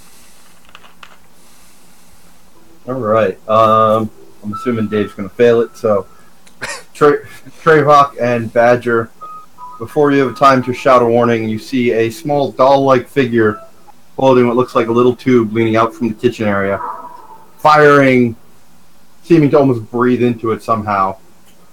And you see a flash of silver as a needle strikes Belmar deep into the cheek, dealing 2 points of damage, and a Constitution save, please, Belmar. Just a heads up, if it's poison or poison related, I have resistance and advantage. There you go. You have advantage then. Oh, nat 20. All right. You just have a small needle sticking over halfway into your flesh. About a 2-inch needle, only a little less than an inch of it is visible. Sticking in your cheek. Can I see where the needle came from? You did not see it, no. Judging from the trajectory of... You were bending down, picking it up, and it caught you by surprise, and you have not. That'll jerk up and say, "Ah, you little bastard!" And I'm going to pull it out of my face. You got hit in the saw the right doll. cheek. I would You assume guys- it came from the right. You two saw the doll, and you saw it quickly vanish back in behind cover before anybody could react. I'm going to call out, "Did anyone see him?" I did. Good face. I like the face on that. He's a quick one, that.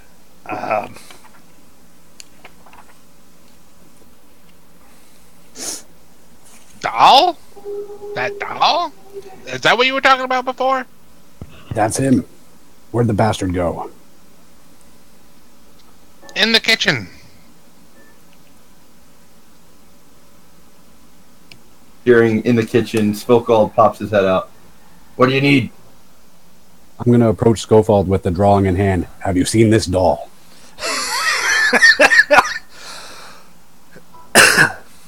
Gives a bit of a bewildered look at the picture, looks at your face, looks at the picture, looks at your face. You're serious? Very. Afraid he is, mate.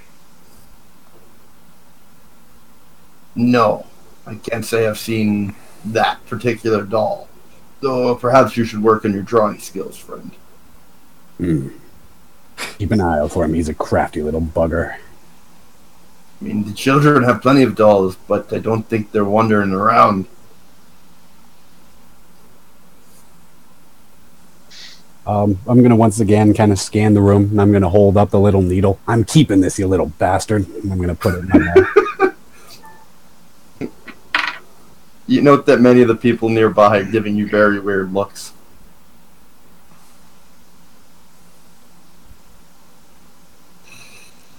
Watch your step. I don't believe we've cleaned the rest of the needles up. Yes. I'm going to go back and resume picking up the needles, jerking my head around, looking for the doll every few seconds. You managed to pick up all the caltrops. You have enough to lightly fill a 5-foot square where you might not get them, or to fill a 3-foot square pretty enough that you'd be confident that anybody stepping in it would feel it. As you walk with a slight limp. I'm going to toss Belmar a healing salve. Should help. Thank you, but we better save it. I'm getting more enjoyment out of this doll than I do some more big fights.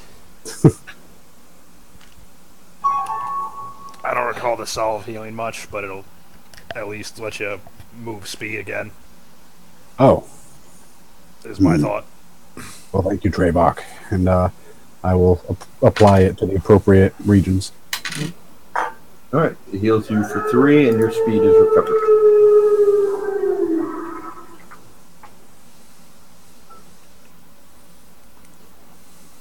And remembering my original goal, I am once again going to approach Erfer. Bum bum bum. Who's not there? And stab him with the caltrops. This is your fault! I don't know how, but it is.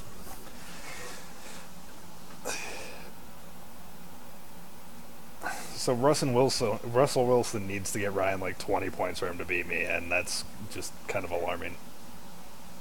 Oh, it's doable. It's very doable. I mean, unless you're Aaron Rodgers, who somehow has an okay game and still only scores 15, 16 points. Different league, but... Yeah, I need a lot of work in mine to beat Wes. Should have started Stafford, started Smith. No, what I should have done is started Roethlisberger, who decided to have a game this week. I need 21 points to beat Adam. Roethlisberger put up 39 points. Like, what? 39? Jesus. After I benched him from that horrible performance last week. Yeah, well, Adam had AJ Green, who got him 28. Yeah, that'll do it. Thielen, who was like a bust until the fourth quarter and got him 25. Sam Watkins, who got him 16, and the fucking kicker. God damn it, Mason Crosby, 5 for 6. I thought he was going to hit 6 for 6 with a 58, and he hit it, but they called the timeout beforehand and iced him. When you It makes you feel any better. I picked up Carlson in another league, and the guy goes and misses 2 field goals in overtime, which I'm happy about, but also really upset about. I didn't pull up the game when you sent that message, Ryan. When you were like, if he hits this, I'm going to lose my mind. I was like, nah, because if I watch, I know he's going to shank it. It was a 58-yarder to win the game, and he would have gone 6 for 6, and he probably would have gotten you like 22 points.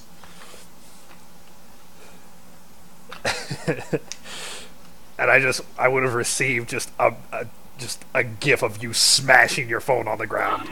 Yep. And the worst part is, and I'm nervous about Russell Wilson, was not that because I don't listen to the talking heads, but like they said Russell Wilson is a must bench against the Bears. Woof. Because the Bears defense is good. However, the Bears defense was good against Aaron Rodgers. Right. A hobbled Aaron Rodgers. Russell Wilson can run. So I'm hoping. I've got faith. Gurley got me 31. And then on my bench, just a casual 40 on my bench from 2 players. Look at my bench. I've got 50, 60 points on my bench between Breida and Roethlisberger, so I hear you. I hope Mac doesn't ruin your day tomorrow, Ryan. Who? Hello, Mac. Bears. Big pickup for the Bears D.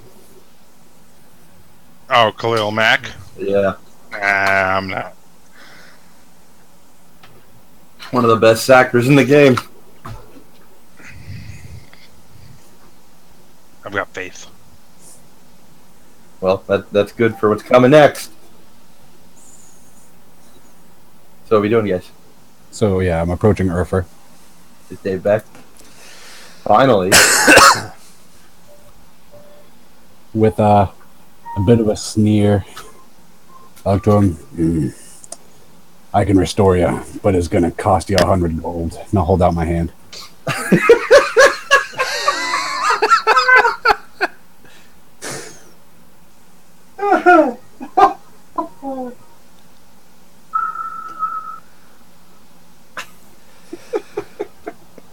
give him 2 platinum.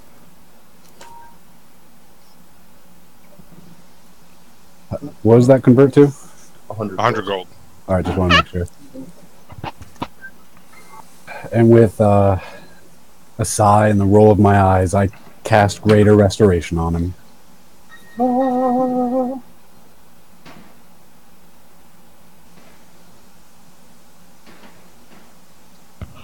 As I see this happen, I come up behind Belmar and kind of like pat him on the shoulder. Enjoyed it. It had to be done. I'll look to Erfer. Please, don't make me regret this. I haven't seen the Avengers yet, so fuck off. Oh, it's on Netflix now. You got no excuse. No, it's not. Is it not? No, it's not. Where did I see it? Not on Netflix. It's not on Netflix. Netflix I just got just- Black Panther. I just got Black Panther. I could have sworn it was on Netflix. Yeah, I only well, give Netflix spoilers. My B. Netflix and that. Yeah, well, it is what it is at this point. So they've killed Dumbledore. All right, so Dave, you are no longer exhausted. You feel much better. However, you're still at 15 to 54. Yeah, I still need 39 hit points. Come on, heal me up more, guys. Come on. How much do you want? Jesus Christ. I guess I could. I don't think I was done using all my hit dice from last time. Yeah, you can spend short. You can spend short rest hit die if you want. Yeah, I guess I'll do that.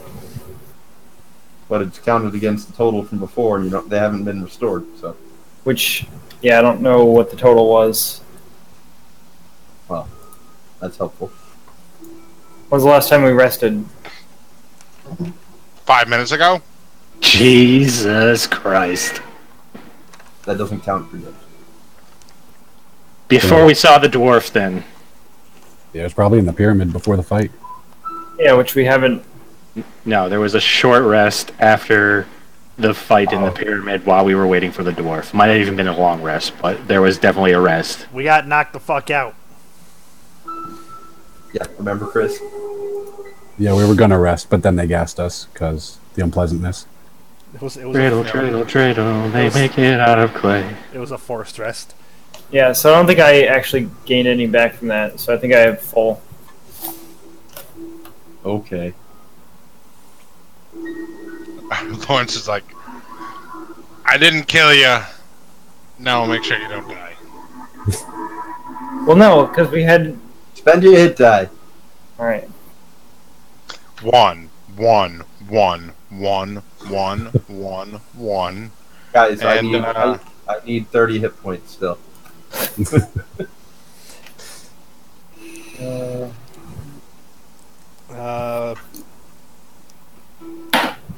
Brachus and Badger.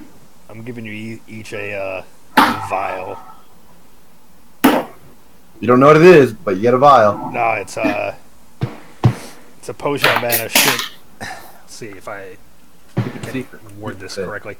It's a potion of mana. Should give you a third level spell for free, but it's a risk if you don't use it. Or there is a risk if you don't use it. I don't know what the danger is.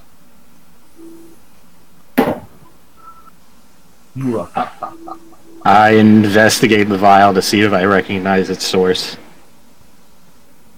It looks like a potion of mana. Where did it come from? Do I remember where he acquired this? I rolled 21. I believe you got it from the pyramid. Alright, I'll take it.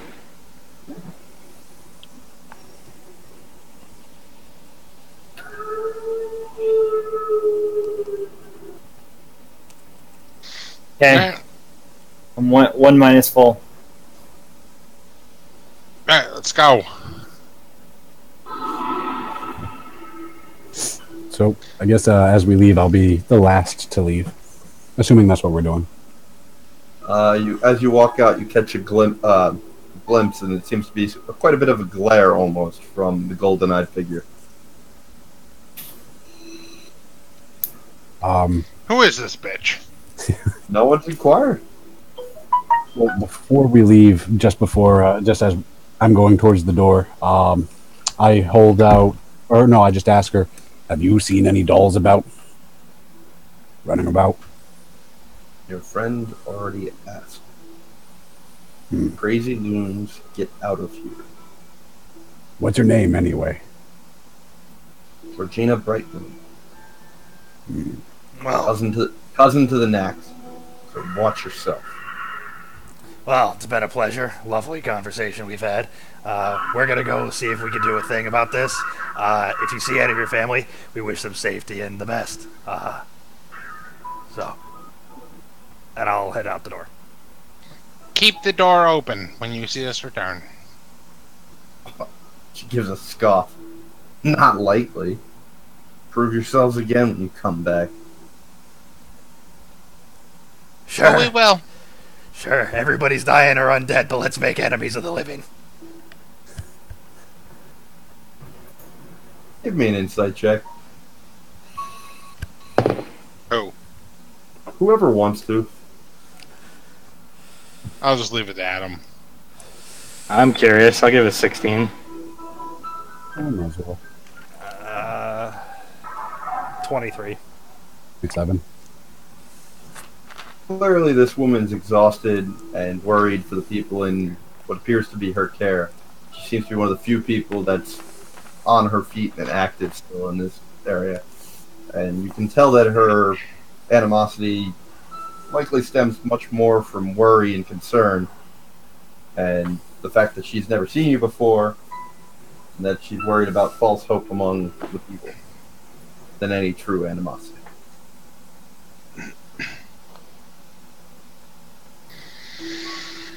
Do I want to do this? I don't know. I don't control what you do. You control what you do. Because remember, only you can prevent forest fires. Or demon incursions. We're pretty Like, bad. only you can stop demon incursions. Or start them. Well, yeah, Dave does that a lot. You mean a lot. We don't even know that if that's what's We happening. do now, so fuck off. Lawrence I- has heard it. It's not confirmed. Oh, fuck you, Dave. Next session is gonna start with Lawrence just being like, "This is all Dave's fault," and just a real, Well, just a cap of there- what's going on. There is something that you might find out next campaign. I will rest my hand upon their shoulder and say, "When there's life, there's hope." And I will cure her her exhaustion. Is it her, right? It appears to be the best you can tell. All right, it's 2018. I shouldn't be giving her gender pronouns, but I hate you for Yeah. that. I hate you for that. No, you deserve it because you said best you can tell.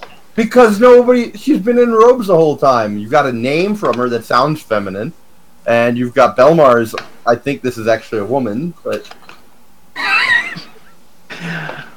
I will cure what I think is a her exhaustion.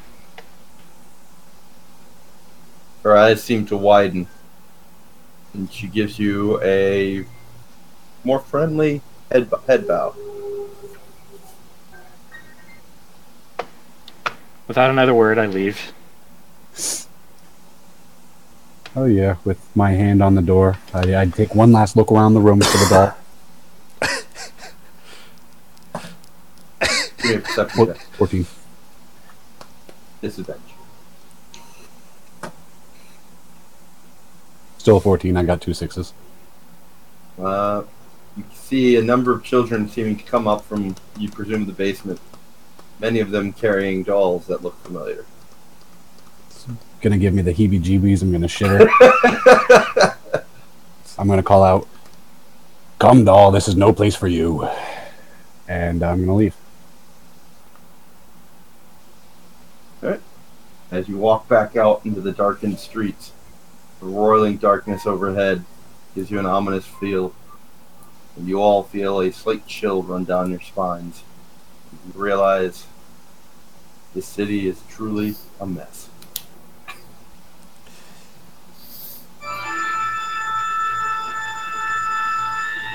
I draw a morning star. Alright, you said you could do it last time. Let's, I touch Morningstar. A bright burst of light blasts out from the morning star, temporarily expanding 35 feet before collapsing back to a 10-foot globe around the party. Best I can do. I knock a arrow to my short bow. And keep it at the ready. Alright, where are we going? That's. Do we have a.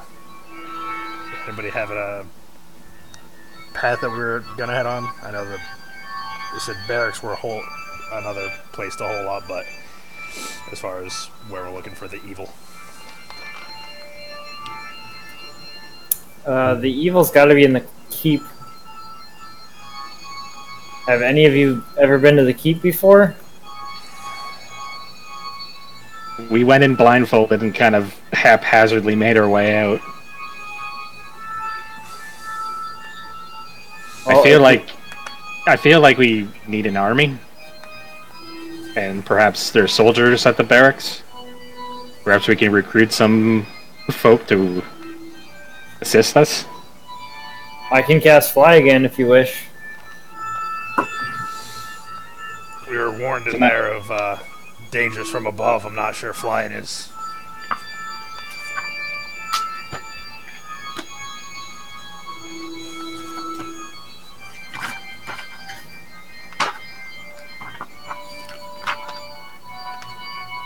I merely throw out the suggestion, see if there's anyone else out there to assist us. I'm ready to battle head on if you feel ready.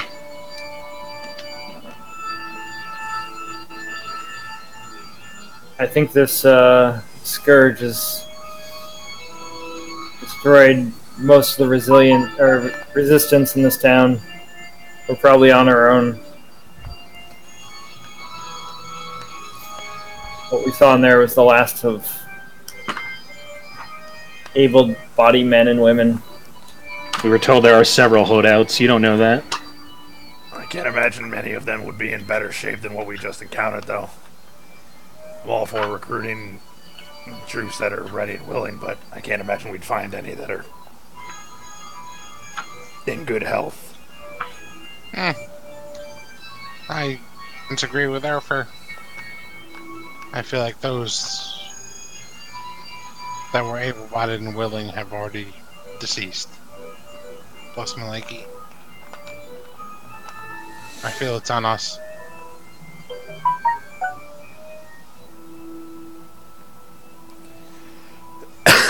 I nod. So, to the keep? As best we can, I guess.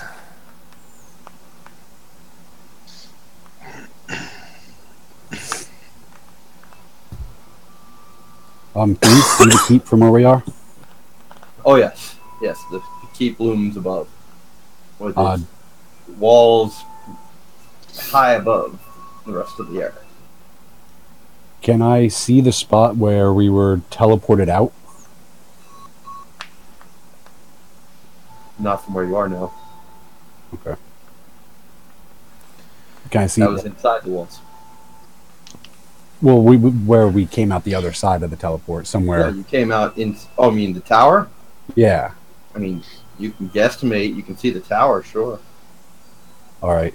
To the party, I'll point at the tower. It's a bit of a guess, but I think we came from up in there. Maybe we can forego a lot of this fortress if we can just get in from above.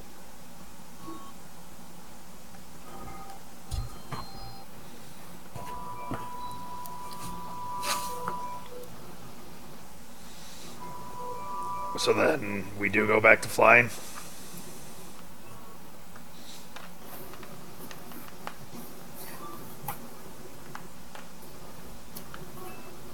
I'm unsure. Do we know if the evil is on the upper levels or the lower levels? We don't.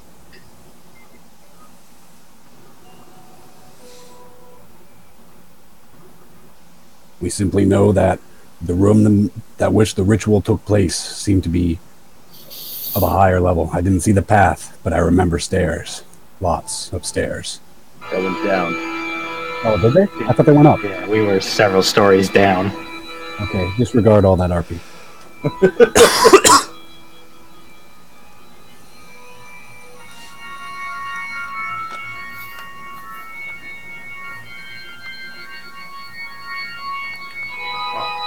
However we go, we should make haste. Standing out here in the open is not gonna bode well. So how far away are we from the keep? If you were able to jog there, no problem. About an hour of jogging. Are you able to turn down that music like 20%? You don't like the organ? No, I'm just having trouble hearing a couple people. I'm digging the Castlevania vibe. I'm digging it, definitely. I just can't hear some guys. Castle Ravenloft, thank you very much.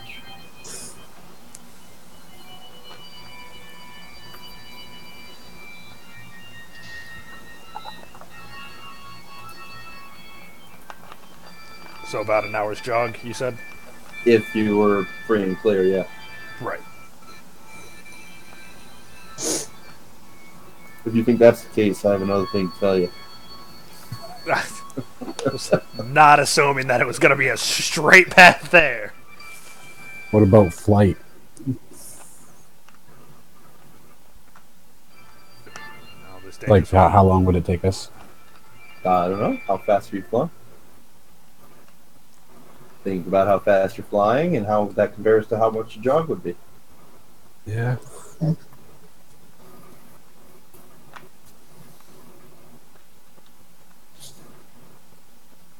All I'm telling you. Alright, well. Using the tower as a guide, I guess I'll start making my way towards the keep. I'm gonna stay in the light. In the light. Yeah, let's just walk it. I don't want to start burning spells this early. Well, if I take a short rest, I can regain them, but Yeah, it's cool. That Thanks, still Dave. involves posting up somewhere for an hour in what safety there isn't. right. All right, so let's start moving best way we can to the keep on foot. Okay, everyone give me perception checks. Disadvantage in darkness. If you have dark vision, ignore the disadvantage. I'm keeping my sight to ledges, corners, anywhere this little bastard could be hiding. Thank you, Mike, for making this so entertaining. We should have low light up to, what, 30? Torchlight only goes to 10. There's no more low light. It's dark vision or normal.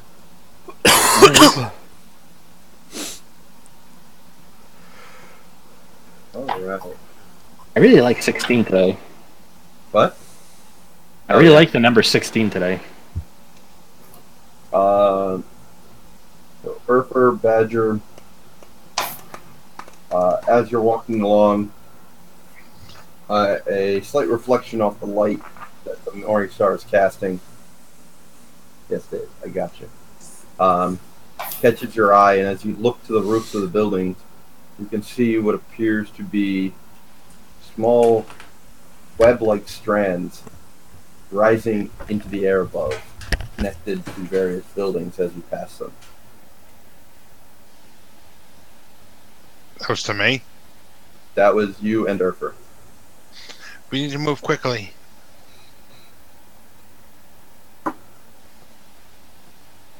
I think there's webbing up there. No, we need to move quickly. All right, I'm matching pace. Sorry, we're going Matching faster. pace. Yep. Yeah, Like running or jogging? You were walking. jogging, before. but jogging, but I want to pay attention to the webbings. I'm gonna catch up with Badger, keeping his pace, keeping a frantic eye around. What did you see? Was it him? No webs. You I was told are to making avoid, my day, Mike. I was told to avoid the webs, and that's why we're here. That's why we're moving faster. We need to avoid the webs. That is what I was told by Lily. Get out of that as quickly as possible. Languages everybody speaks. Trying to find it. Baracus, you still speak Infernal, or did you lose that? I don't remember. I told you. I did not lose that, but I gained Celestial. I knew I gave you Celestial. I didn't know if I took away Infernal. No, you took away like the racial abilities, like Hellish Rebuke. Gotcha. And epistles, Badger's got epistle. Okay. Most of you hear a grating, almost horrific tongue being spoken somewhere above. Baracus, you hear the uncomfortable words spoken you recognize in Infernal. Run, little prey. Run.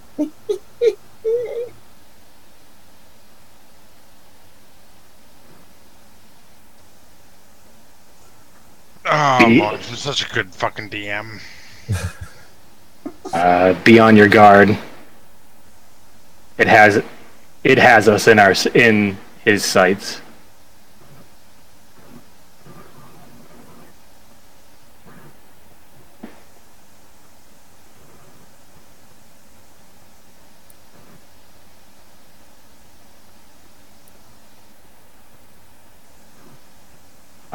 Considering my movement speed is significantly faster, I am going to run in a backwards motion.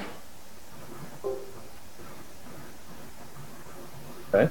Keeping up with the wee folk. Give me perception checks, everybody. Disadvantage. Everyone's tiny, and I have more movement than everyone else.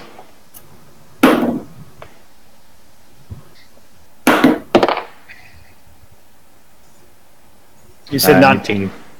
not disadvantage since I have dark vision, right? I said disadvantage for everybody. Oh. Okay.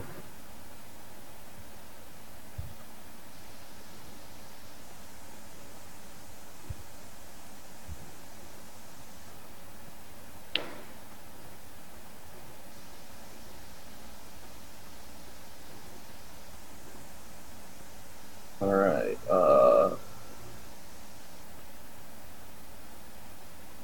I'm missing a few people. Just missing Adam, and he's away. Yeah, see a few people. All right. Baracus and Belmar, give me initiative. Oh shit.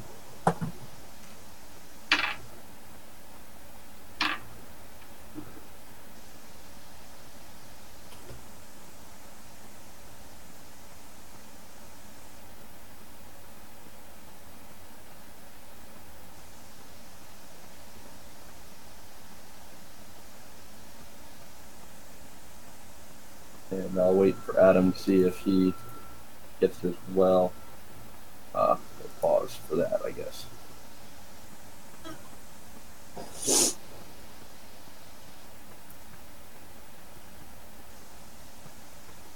So what fixed your computer last night? Nothing. I don't know what it was. It just... Did you try turning it off now and again? No, I got this, like... So I got home. I hadn't really been on the computer much at all. I went to download. I went to get into WoW, and it gave me a Windows update. Hmm. So it it gave me the warning, kicked me off, and I accepted the download. It went through the whole updates thing, came back on, loaded up. I put in my password, loaded up, and then just went into sleep mode, and then rebooted. So I'm assuming the reboot was just from the updates. But then it cycled back through, came back, came into my home screen, and then just went back into sleep mode. And did it like 2 or 3 times, and then cleared itself out, I guess.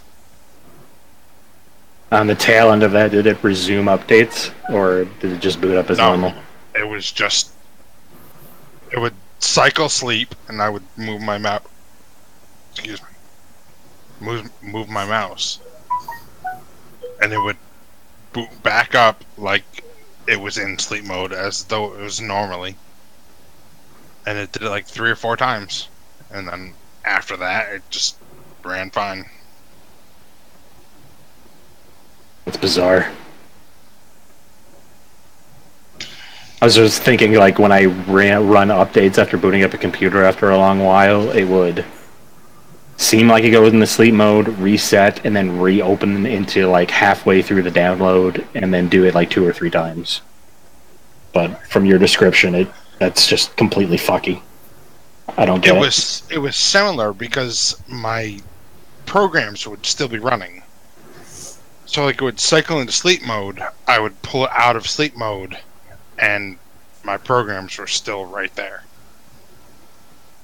I was worried you had like a power surge when you left, and it fucked something inside the tower. No, because my computer was off. Alright, I'll be right back while Adam's doing That's a long bio, Adam.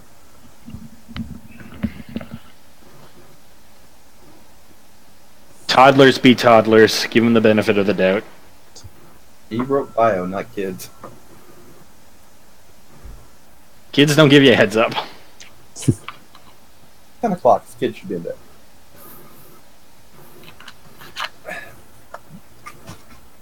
Just saying. Give me that, Chris. That sass out of you. Oh. Yeah, tell me about it.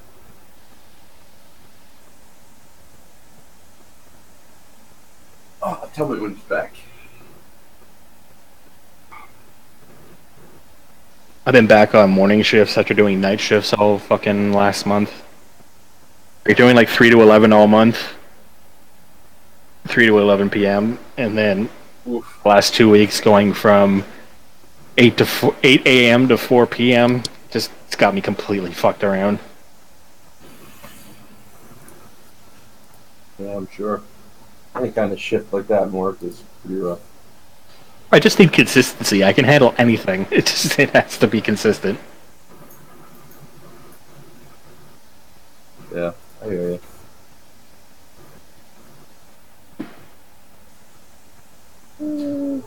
Yeah, this should be. Everyone okay with us going a little past 10? Yeah, I'm absolutely fine with that. I do have to tinkle though. I'll be right back. Yeah, now's the time to do it. I mean, it's really going to depend on when Adam gets back, when there's enough to get this going, but clearly we're going into combat. Figured a half hour would be enough time, but I don't know right now. So, Mike, you didn't want to come by today? What was that about? Oh, with your grad party? I didn't know you were even having that, man, but I'm glad it went well. Back, sorry. Finally. Do you need to perception check disadvantage? Perception disadvantage? Yeah.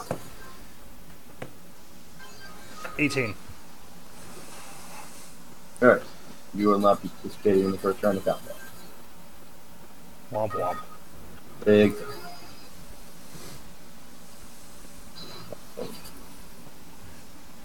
Did you get your bar result yet? No. I won't get those until sometime next month. I couldn't remember if it was this month or not. Nope, my friends in Florida will get it in the next 2 days, roughly. Unless they push it back on them. I will find out next month. And I've got a buddy who took the California bar. He doesn't find out until November. Fucked. Yeah, it's pretty rough. Guys, let me know when Chris is back. Yep. Well, everybody will be back, ideally for combat now. But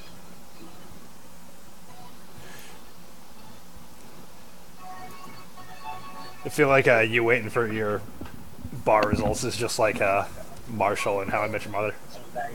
yeah, it's pretty much how it feels. We got Ryan. I'm just missing Chris.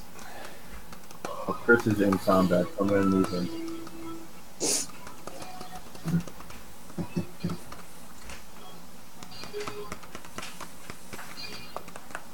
I'm hoping one of those DD stands for Deadly Doll.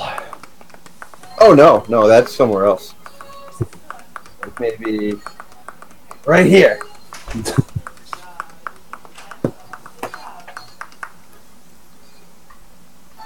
Benny, well, come say hi. Is that for defeasance and decrepitate? Exactly. You got watermelon? How'd you know, Dave? Oh yeah. Here, Because I've been let's get your poncho off. reading Name of the Wind too much. What? And by reading, I mean listening to. Okay. Yeah, let's get your poncho off. Oh boy, Dave. You want to say hi to everyone? Oh boy, oh boy. Want to say hi? Can you give mommy back her keys real quick? Okay. Can you say hi? Hold on. I should really get more books on tape. I listen to a lot myself. But I used to listen to before I joined the campaign. I used to listen to these every day to and from work. hi. Hi. Hi, Hi, Ian. Benny. Hi, Benny. Hi, everyone. How are you? How are you? Are you good? I got watermelon on you. You got watermelon? You got watermelon on your project? You got watermelon on you? Watermelon on you. Is watermelon delicious? You're done? Okay. Alright. Bye. Everybody here yet? Yes. Yep, every year. All right. Suddenly, you see three looming figures about seemingly in midair, on top of roofs just adjacent to roofs overhead. You can see that they seem to be standing upon some kind of webbing. Their lower torsos seem to be some kind of grotesque, massive spider abdomen, while jutting from their front seems to be a twisted and distorted semi-humanoid form, creating a grotesque monstrosity of demonic proportions. Muttered words, one of them points down at the group. Stravok, Belmar, Erfer, give me charisma saves. Charisma. You're about to be charmed. 17. If you're typing it, I can't read it. Oh, 15. Erfer? 19. All right. Trevok and Erfer, you succeed. Belmar, you fail and are subject to the Bane spell as you feel woe tidings fall upon you.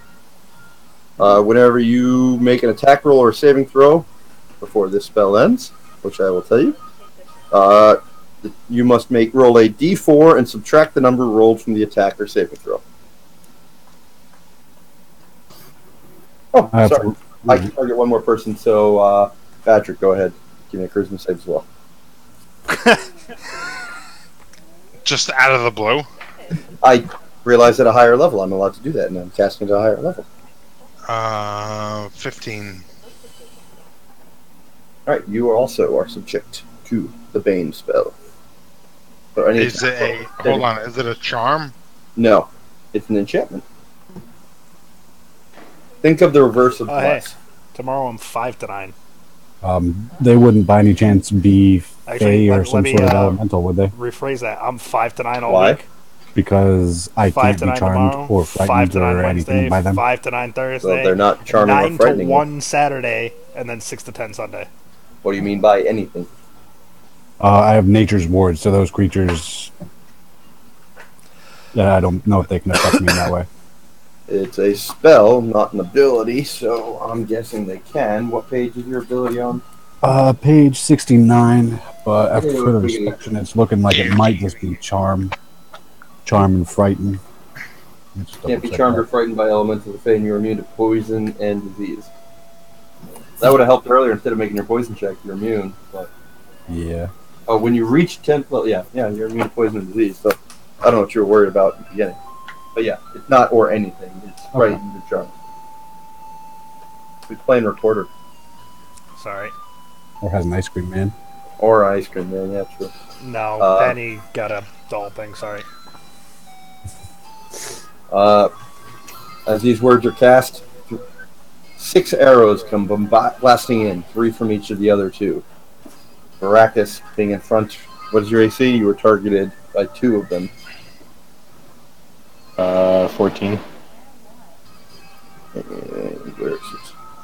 Both of which strike home. Dealing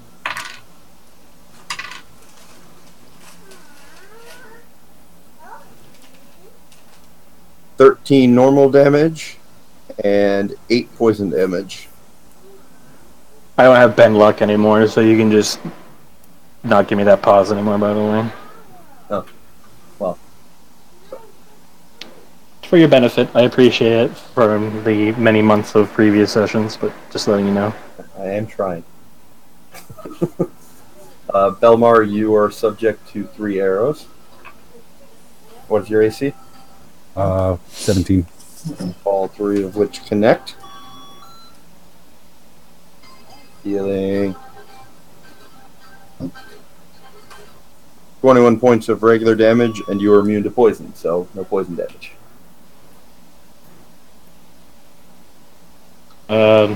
Sorry, I don't know if your screen isn't updated, but I don't see myself or anyone else on the battle map. Yeah, we're not at all. Yeah, I'm back on Chrome this time instead of going back to Firefox. Next week I'll go back to Firefox. I saw your mouse moving, which is new. Oh, I see it now. There we go. So I will update the screen every now and then, but don't expect it to update every move. No, it's fine. I just wanted to know where I was at for my turn. No, yeah, I understand. That's 35, so I got one more arrow. Goes for Erfer. Erfer, I believe I hit you, but what's your AC? 15. Oh, okay. Dealing 8 points of regular and 5 points of poison.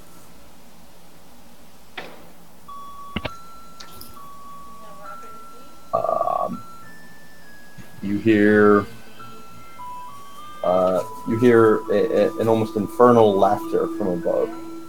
That brings us to Baracus.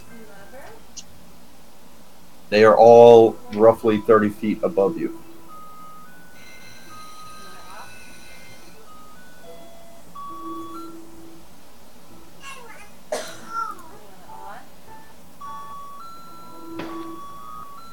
Sorry, I need to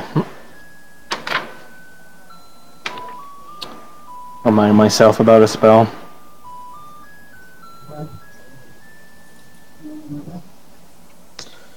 Ooh, I have a really good idea.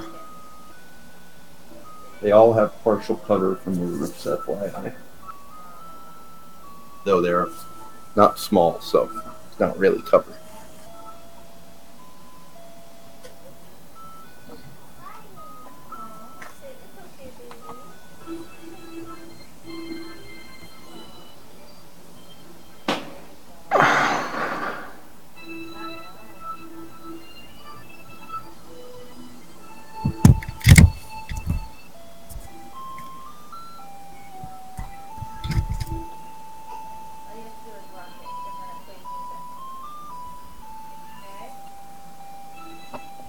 I'm not asleep, I'm thinking. I just have my eyes closed, leaning back in my chair.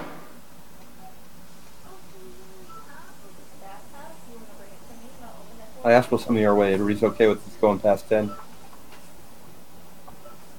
Yeah, I'm fine. Yeah, I'm fine. Yeah. I got it from okay from you, Chris. You're the only one I heard from. Okay. Just reiterating.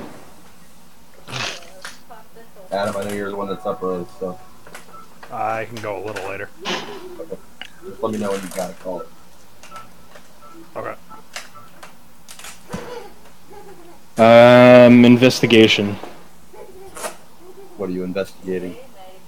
I want to see if any of our current surroundings appears to be a quote-unquote holdout.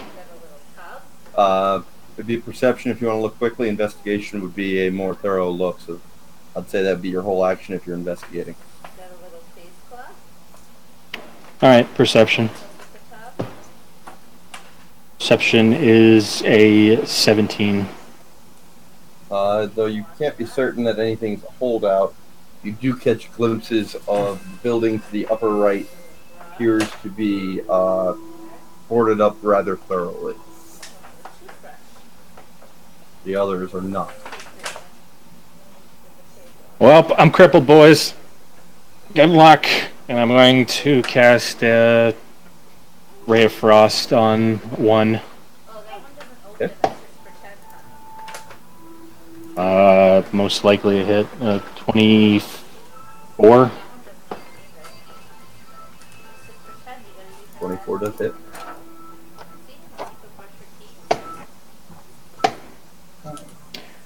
Uh, 12 damage. Movement reduced by 10. For one round, right? Yes, till my next turn.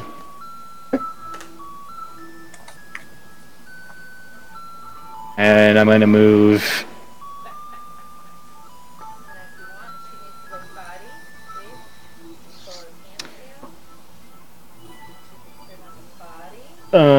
3 down. And hold my buckler over my head. Just for ease, I'm going to update the map every round as opposed to individual, so it may get a little confusing for you guys, but I'll do my best. All Alright. good. Yeah, I'm surrounded by more stam health shields around me, meat shields. But now Erfer's in front. Yay! He has his action. He's fine. Anything else there, Baracus? No, I can't really go ham. I don't want to be burdening this town down. Belmar, you're up. All right. So these guys, are they like floating directly above the roofs, or are they over the streets? They're like half over on the roof, half over the street, clearly standing on something which you suppose would be webbing. That is very thin and hard to spot. So what's the deal with the baby? Okay. She wanted something because she wanted a dog. Well, in that case, I'm going to cast Moonbeam on So she said she wanted a doll. You said you get her something. Yeah. With the eyes closed because she's putting D2 as a third level spell. It's a 5-foot radius, yes? That's correct. it was only $15. Mom gave me 30, so I got her a cup. The blanket's drying on the fan. If you want to go flip it, I folded it over. And It that'll be my dries turn. pretty quick anyway. But I just laid the How long fan does that down on the last? bed and put the blanket on top. Concentration So up to a that minute. would be taken care of. But I haven't been able to go flip it. And it's start or enter for the first turn. Is there a Yep. save? She usually dry like without the fan by tomorrow morning. I'm gonna see what Does not look like it. Oh wait, yes, there is. There's a save. Constitution saving like I said, throw I folded it over, DC but it's been on is- since you left, just about. 16. So I'd go double check. Or half or full? Go check it, Half. and if it's not Alright, fully dry, the bring it beam out here. burns I'll drape into it it. over Please roll your die the, and half it. playpen. You want everything off? Okay. Oh, you want to lay her down naked?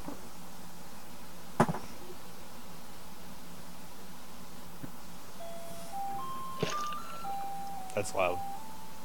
There's no. That'll be 12 damage. 12 radiant. I mean, it shuts off. All right. Can you go check the blanket? The creature hisses in slight agony at the blast. Well, no, I figured All it right, shuts everybody off, else can roll initiative. —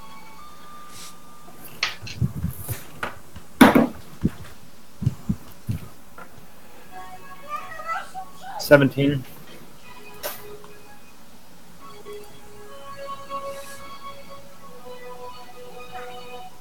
Traylock, Badger. I typed it. 23. 20. Traylock. All right, Badger, you were first in the new round. It's almost dry. There's Okay. still some damn corners. If you want to, I mean, I can drape it over to the pack and play. So DD1 is on top of a building, correct? Yep, they're all 30 feet up in the air over you.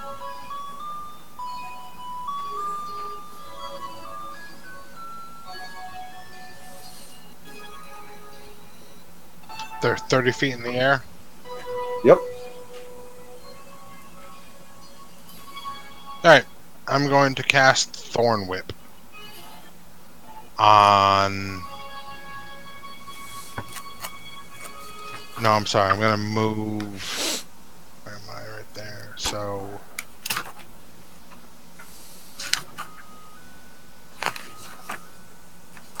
I-12?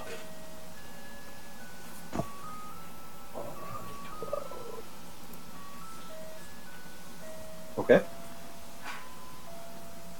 And I'm going to cast Thorn Whip. On DD1.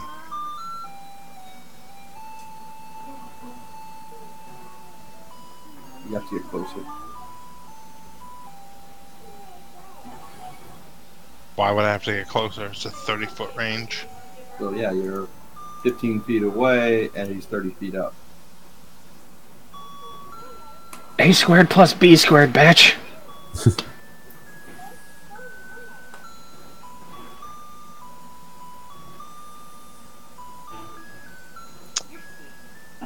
Ah, shit. I thought that would work. I believe A squared will give you D2. You can whip them down without having to move, if that's your preference. Can I pull D2 down? Yeah, I thought that. But you'd pull him out of the moonbeam, FYI. Yeah, but I'd also pull him off the building. True. And also, when he leaves the moonbeam, he'll take extra He'll damage. take extra No, he damage. won't. The only Why thing not? you start or enter for the first time. Is it when you leave? Nope, it's when you start a turn or pass through it. Alright, well, fuck me running then. Sorry. Well, regardless, he'll take falling damage. True. Moonbeam can also be moved. True. Correct. Both true.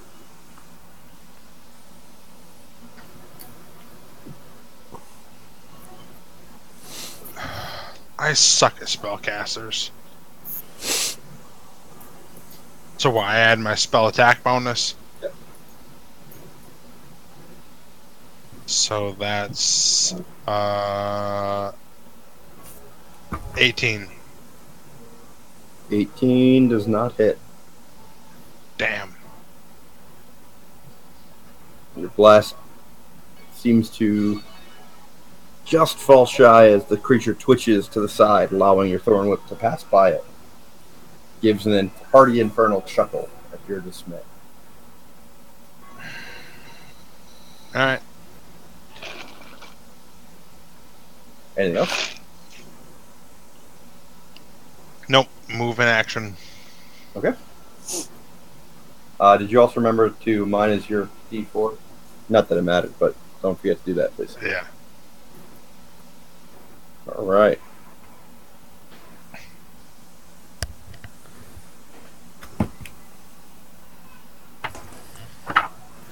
Rackus. You note that one of the D3 appears to be casting a spell. Knowledge Arcana. 19. Some kind of enchantment spell you recognize. I'll let it go. All right. I need a wisdom save from Baracus and Trevok. 19.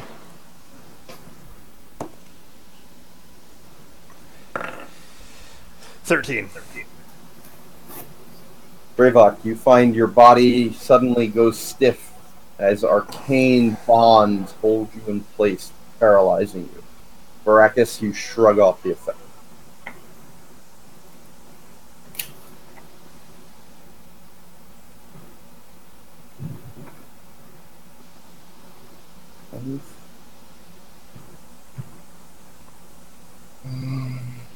Sorry, let me just check one thing.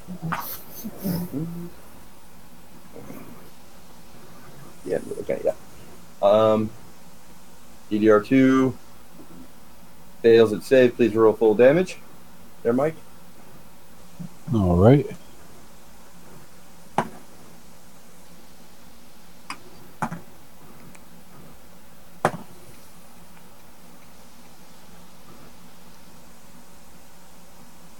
$28.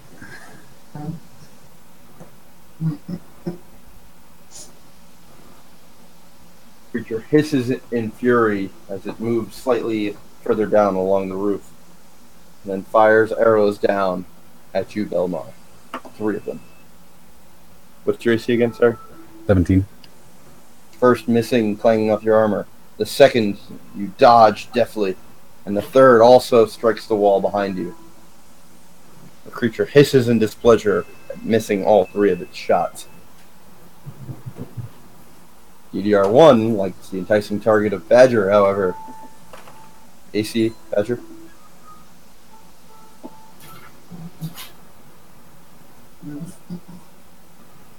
Ryan? Sorry, I was muted. 20. Alright, the first strikes you, the second flies to the side, and the third strikes home as well.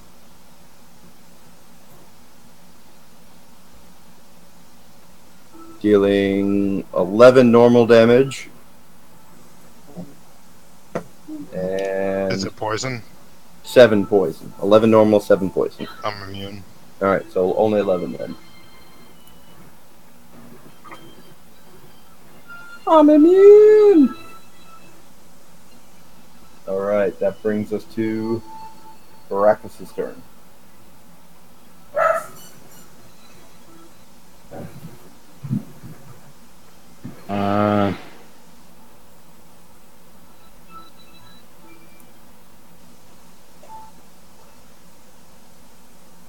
I'm going to Ray of Frost, the most damaged one. 26. Alright. 26 hits.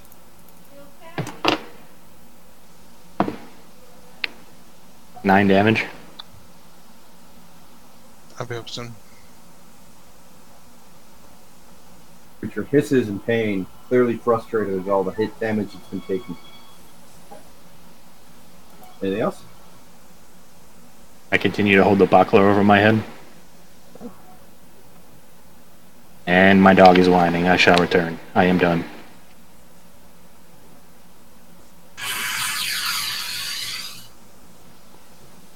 That brings us to Trevok. You are paralyzed. Would you like to do anything before ending your turn and making a wisdom save? Can I make Morningstar do things? You can ask. I'm in a bit of a bind. Mind getting that one? Can't move further than 10 feet from you.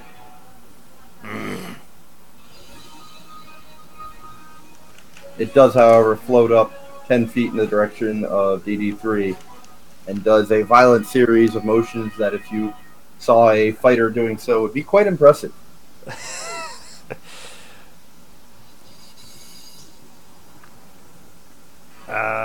That's it. You said wisdom save? Yep. Yep. 8. You are still paralyzed. Yep. I can go for another half hour or so. Okay. Erfer, you're up. Okay, I'm gonna Eldritch Blast D2. DD2. Okay.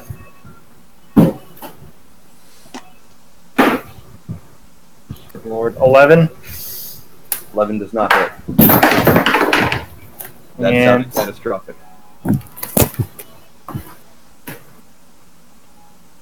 And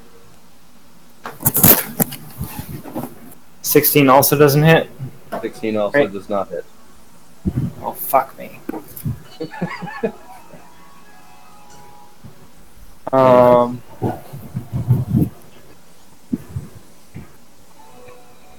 I guess I will. Yeah, I'll try to spot like a common point where all the webs are attaching. 19. You spot the webs as you start to try to trace them along. It's hard to see, though they seem to connect much higher up. You think you can spot a point where they come together, however, and seem to form an intricate web high overhead. Okay.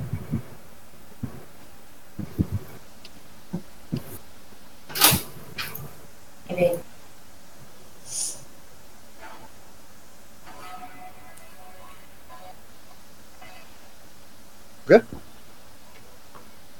Anything else? No? Nope.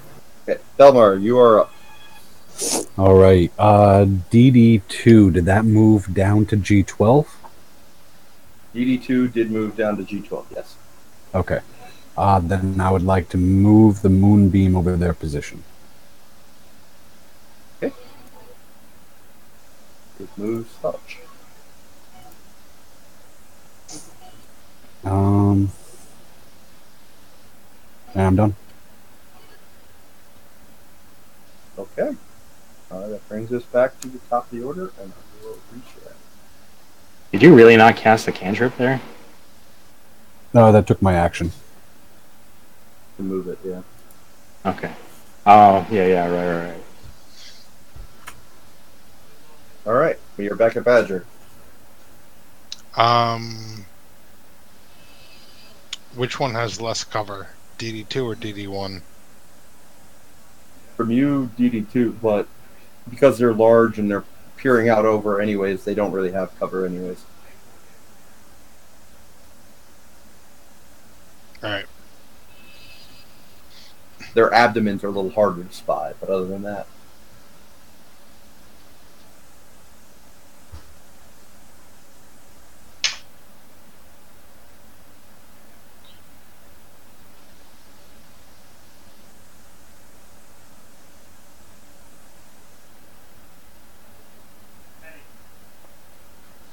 Does a 20 hit?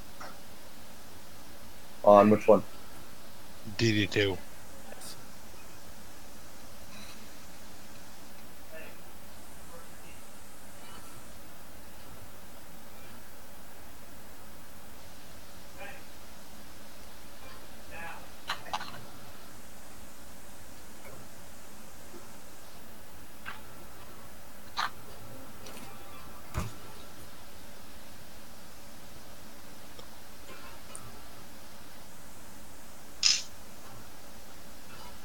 26 damage.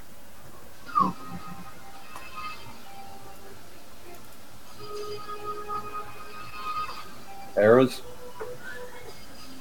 Magic arrow.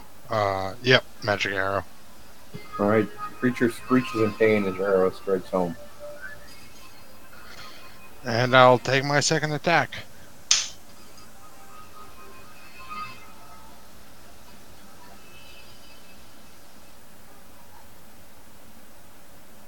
$21 hit. 21 is hit.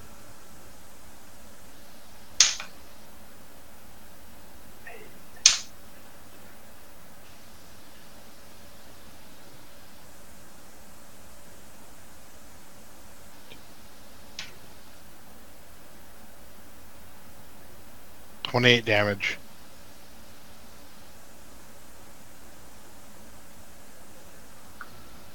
Big So hits, 2 man. quick Big arrows. hits, yeah.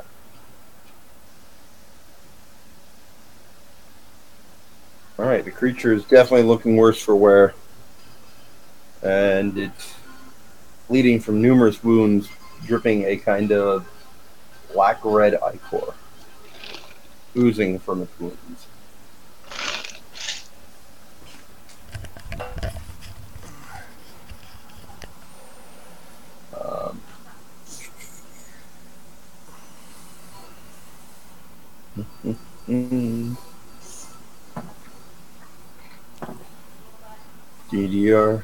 DD3 fires down at Trevok, who has no dexterity and still misses.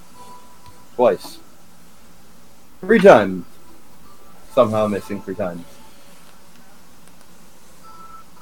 DD2, roll damage please, Mike. And don't worry about... In fairness, Lawrence, I don't have dexterity anyway. I mean, I just rolled really badly, period. So that's why I didn't even ask. It was just... I'm just saying, you're like, has no dexterity. That's always. Mike? That's 25 radiant. DD2 goes to draw its bow. However, the moonbeam sizzles into its flesh, and it gives a mighty scream and roar of pain as its body collapses in a small fiery inferno and disappears.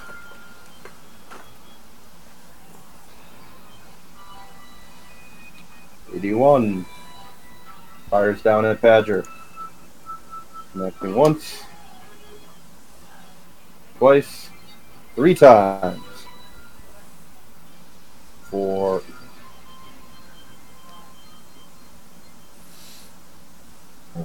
25 points of damage against Badger. No poison because you're immune. The creature hisses out. Baracus, you're the only one that understands. You will pay for that insolence, mortals. We will dine upon your flesh this night, and for many nights to come. We will feed our young and birth new demons to this plane.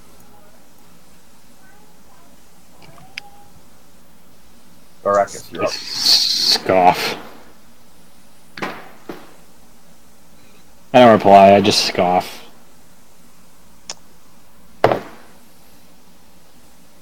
23. What are you doing? Attack roll. Yeah, what are you doing? Ray of Frost again. Okay. Against? 1. Okay.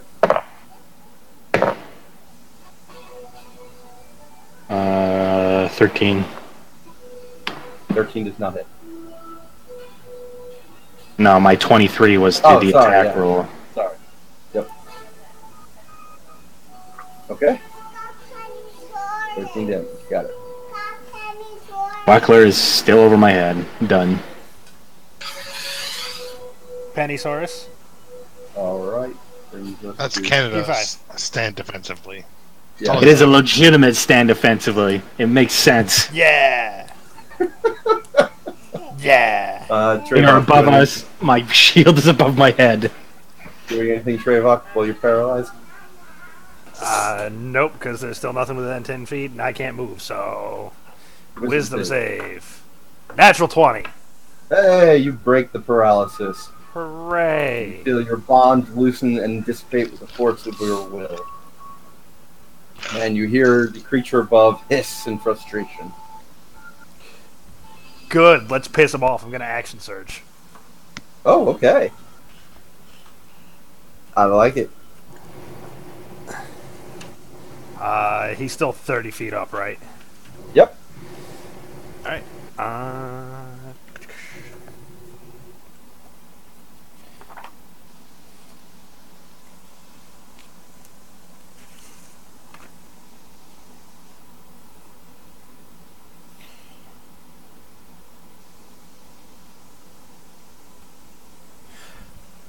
It was the building that DD1 is over that looks more boarded up, right? Yes.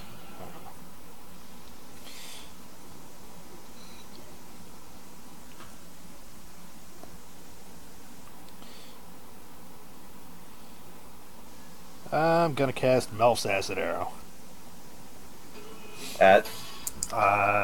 DD3. Okay. Because DD2 is dead, right? Vaporized. GD2 seemed to vaporize and be pushed back to its plane. Okay, yeah, DD3. So that'll be a Okay. 26. That hits.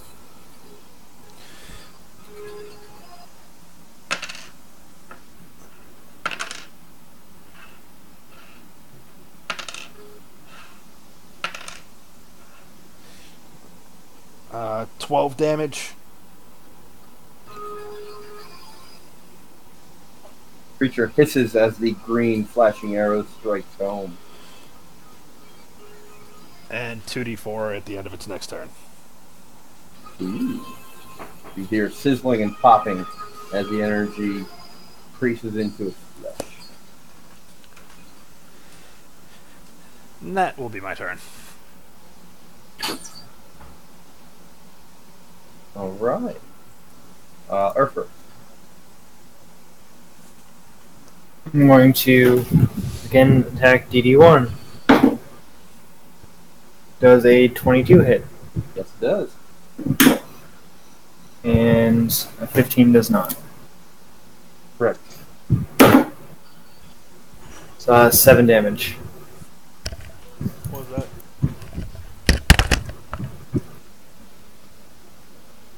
Alright. That's all.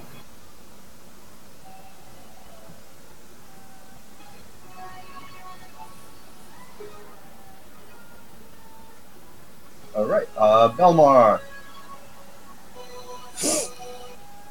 All right. So what's the total damage against DD1 and DD3? What? The total I only see DD1's taking 12, or yeah, 12 damage. Oh, DD3. I thought you said you were rolling damage. Like, well, you got to do something to roll damage. Oh no, I'm just DD1 is down 32. DD3 is down 12. okay. I will move my moonbeam over DD1, Can you move it that far? 30 feet. Okay.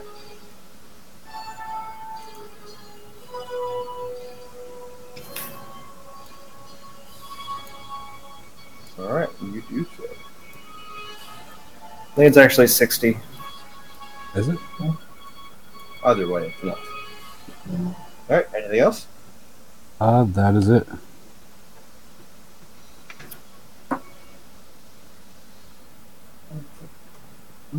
So it deals damage, though, right? The start of their turn. Well, it's when it enters for the first time or starts a turn there. Yeah, so I give it to him on the cast. It wouldn't normally deal damage immediately. Okay. That's why previous campaign, I think it was Chris used it as a door block. Slaughtered a horde of undead with it. Sound good? Badger, you're up. Go ahead and lay down here. Alright, so DD1 has no cover, correct? Correct. Does DD3 have cover? Okay.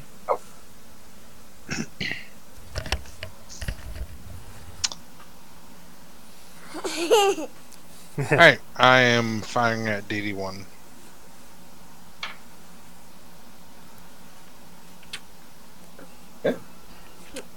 You 23 get dead hit. kisses. It does. No, it does. I just have to ask you. Mommy's wrinkle lunch. Yeah. She's making your lunch for No. daycare tomorrow. Tomorrow. That's right. Massive damage incoming. No, it's not. Sunny. Yeah.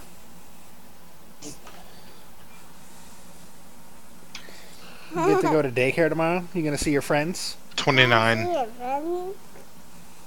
first arrow. No, it's not. Still 29 damage. Look like That's how I'm five, built, man. look I like mean, 5 arrows to bring you 36. And you're like, yeah, 29 is not much. Alright, well, I'm tagging again. Yep. Yeah, I don't hit on that. That's, Okay. 8. Go ahead and lay down. Not it. We'll go to bed with mommy real soon, okay? Did you check to see if this is your favorite enemy? It is, but it doesn't matter in battle. I thought you had advantage on everything. Might be. Sorry, continue. No, not on attacks. It's like on tracking and all that stuff. Gotcha.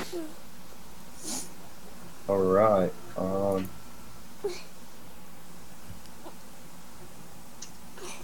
Can I get a deck save from Trevok, Baracus, Belmar, and Erfer? Perception again? It seems to be doing it innately without actually casting. Yep, those are dice. 17. 8. What was the modifier? Dex. 17.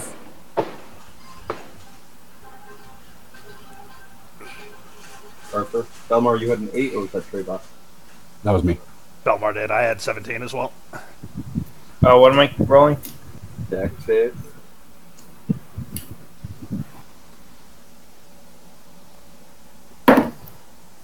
Yeah, 20. Alright. Suddenly, a 20-foot box seems to glow, burst with light. Every little rock and pebble seems to be illuminated and limned in purple flame, including Belmar.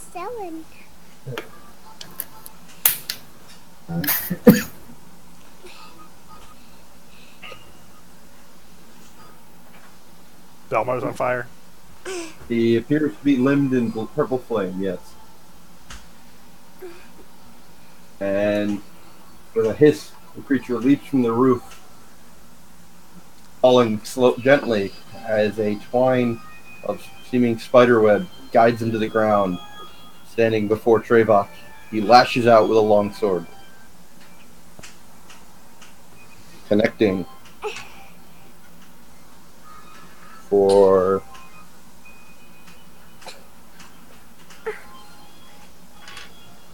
8 normal and 1 poison.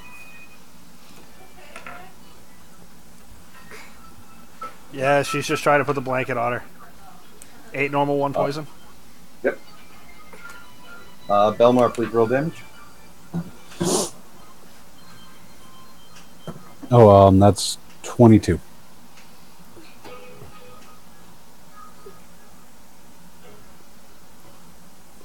Alright. Creature hisses in pain as it moves backpedals a bit to get out of the moonbeam.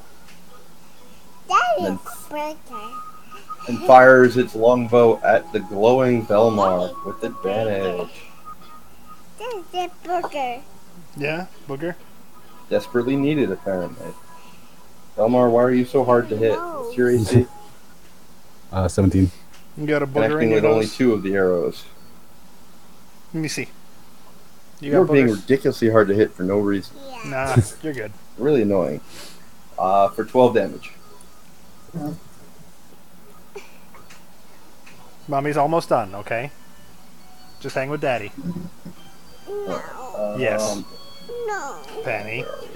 Yes. Brings us to Baracus' turn. Okay. Here, I'm gonna update since they moved significantly. 2d4 damage for the Melf's acid arrow on DD2 or Roll DD3. damage. Go ahead, roll damage. Sorry, I got Penny on me, so I missed the end. 4 damage. Okay. Alright, that brings us to Baracus. I will magic missile DD1. Okay. That's a book.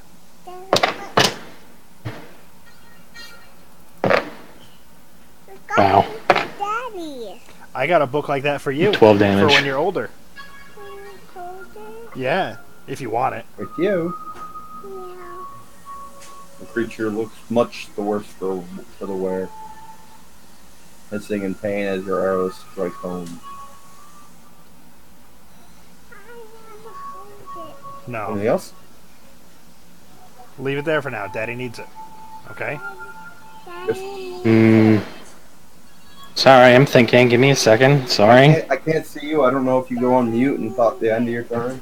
No, I'm always open on my turn. I'm done. Trevok, you're up. All right. You hear a shout of glee from the Morning Star in your head. Yep, and Morningstar is coming crashing down on DD3. Hopefully. Okay. Alright, honey. Oh. I'm done. Bedtime. Go see mommy. I'm going to give you an attack of opportunity as it moves down with the Morning Star. Attack of opportunity is moved down. Yeah, because the Morning Star was 10 feet up. Oh, okay. So that will be a 23. That hits. Harry, stop with the mic, dude. Come on. Yeah, Harry. God.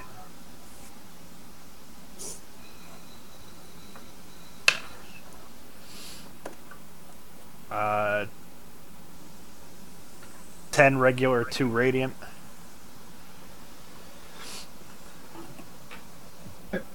Now it's your turn.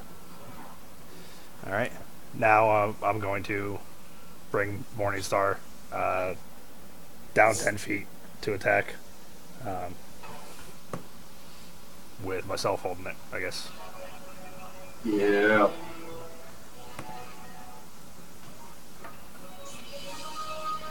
Uh, 22 and 24. Both hit.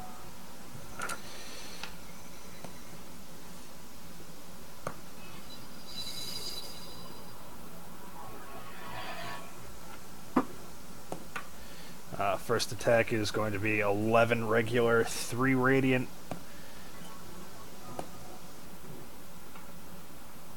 Okay. Second is math.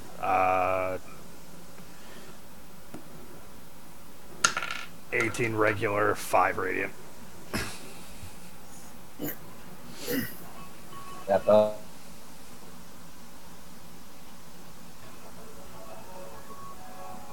how much on the second attack? 18 regular, 5 radiant.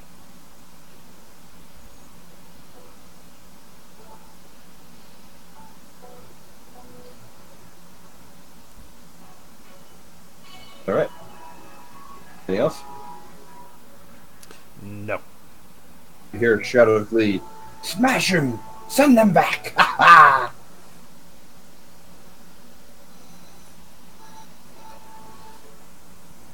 Erfer, you're up.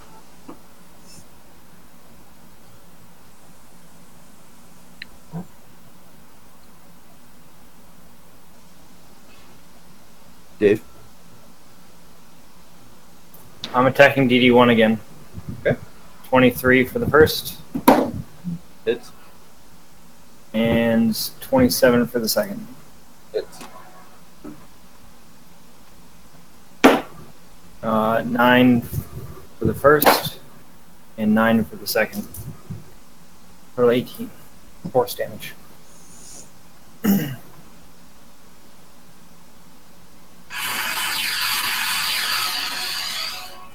Your blasts strike home. The creature gives a screech. And Baracus, you hear, "This can't be happening. Mortals must die." Anything else, Erfer? Nope.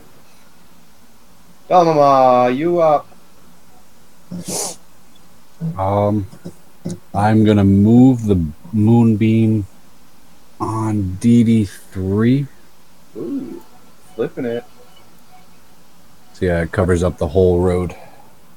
Yes, I'm assuming you don't want to include your teammates. Yeah, that's correct. Check. Appreciated. I mean, if Erfer was there, maybe, but I actually thought about flanking him, and I was like, no. He'll move the fucking thing on me.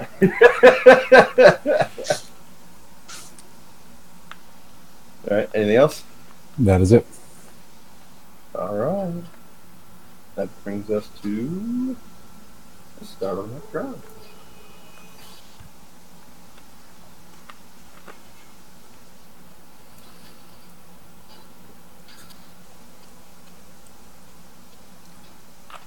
Badger, you're up. So, did he want to still alive? Uh-huh. Indeedy do.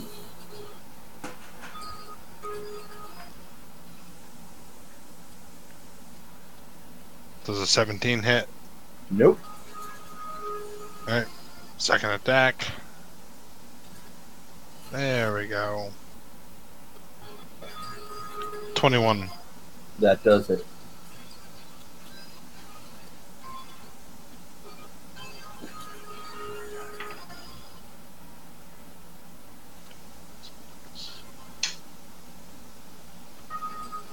$28 damage.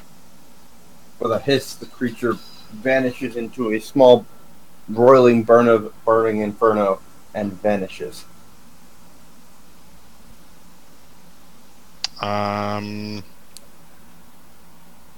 can cast a cantrip as a free action, correct? You cannot know. Then I'm done. Right. Mike, please roll damage and half it. That'll be 10 radiant.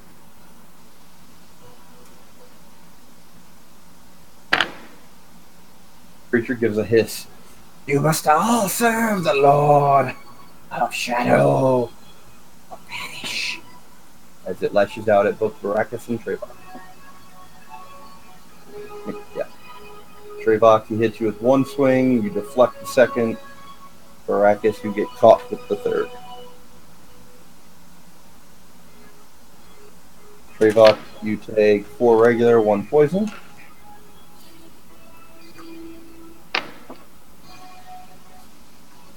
Baracus, you take 2 normal, 1 poison.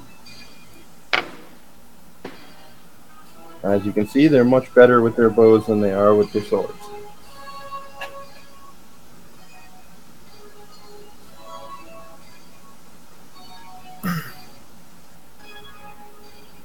Alright, that brings us to Baracus.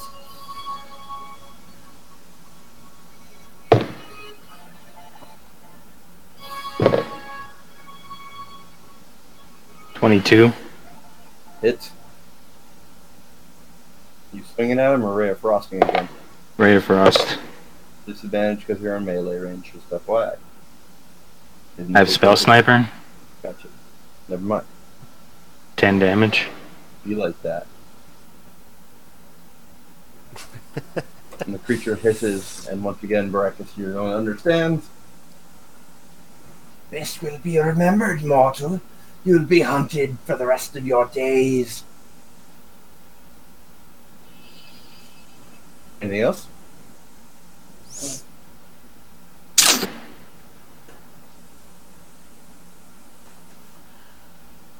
No. Trevok, you're up. Smash DD2 or DD3. I'll get the number right one time. Alright, there's only one left, so I know which one you need.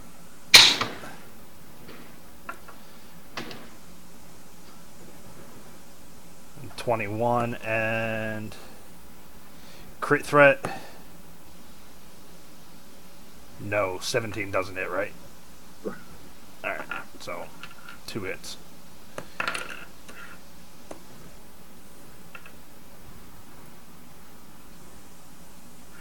First is 11 regular, 2 radiant. Oh, for fuck's sake. Second is 8 regular, 3 radiant. With a scream and a pop, the creature appears to be about to say something as its body compiles into a burning ball of inferno and vanishes.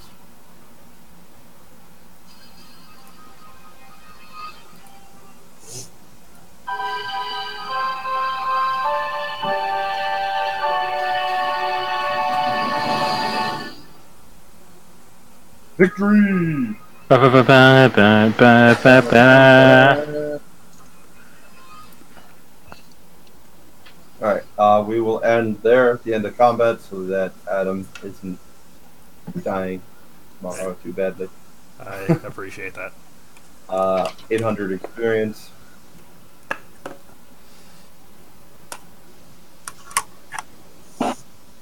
Getting there. Yeah. Hope y'all had fun tonight. Indeed. Thanks Sorry for the running. late start. No, hey, thanks for running something. So many books open. Mike, you said you're off the 30th, right? I am.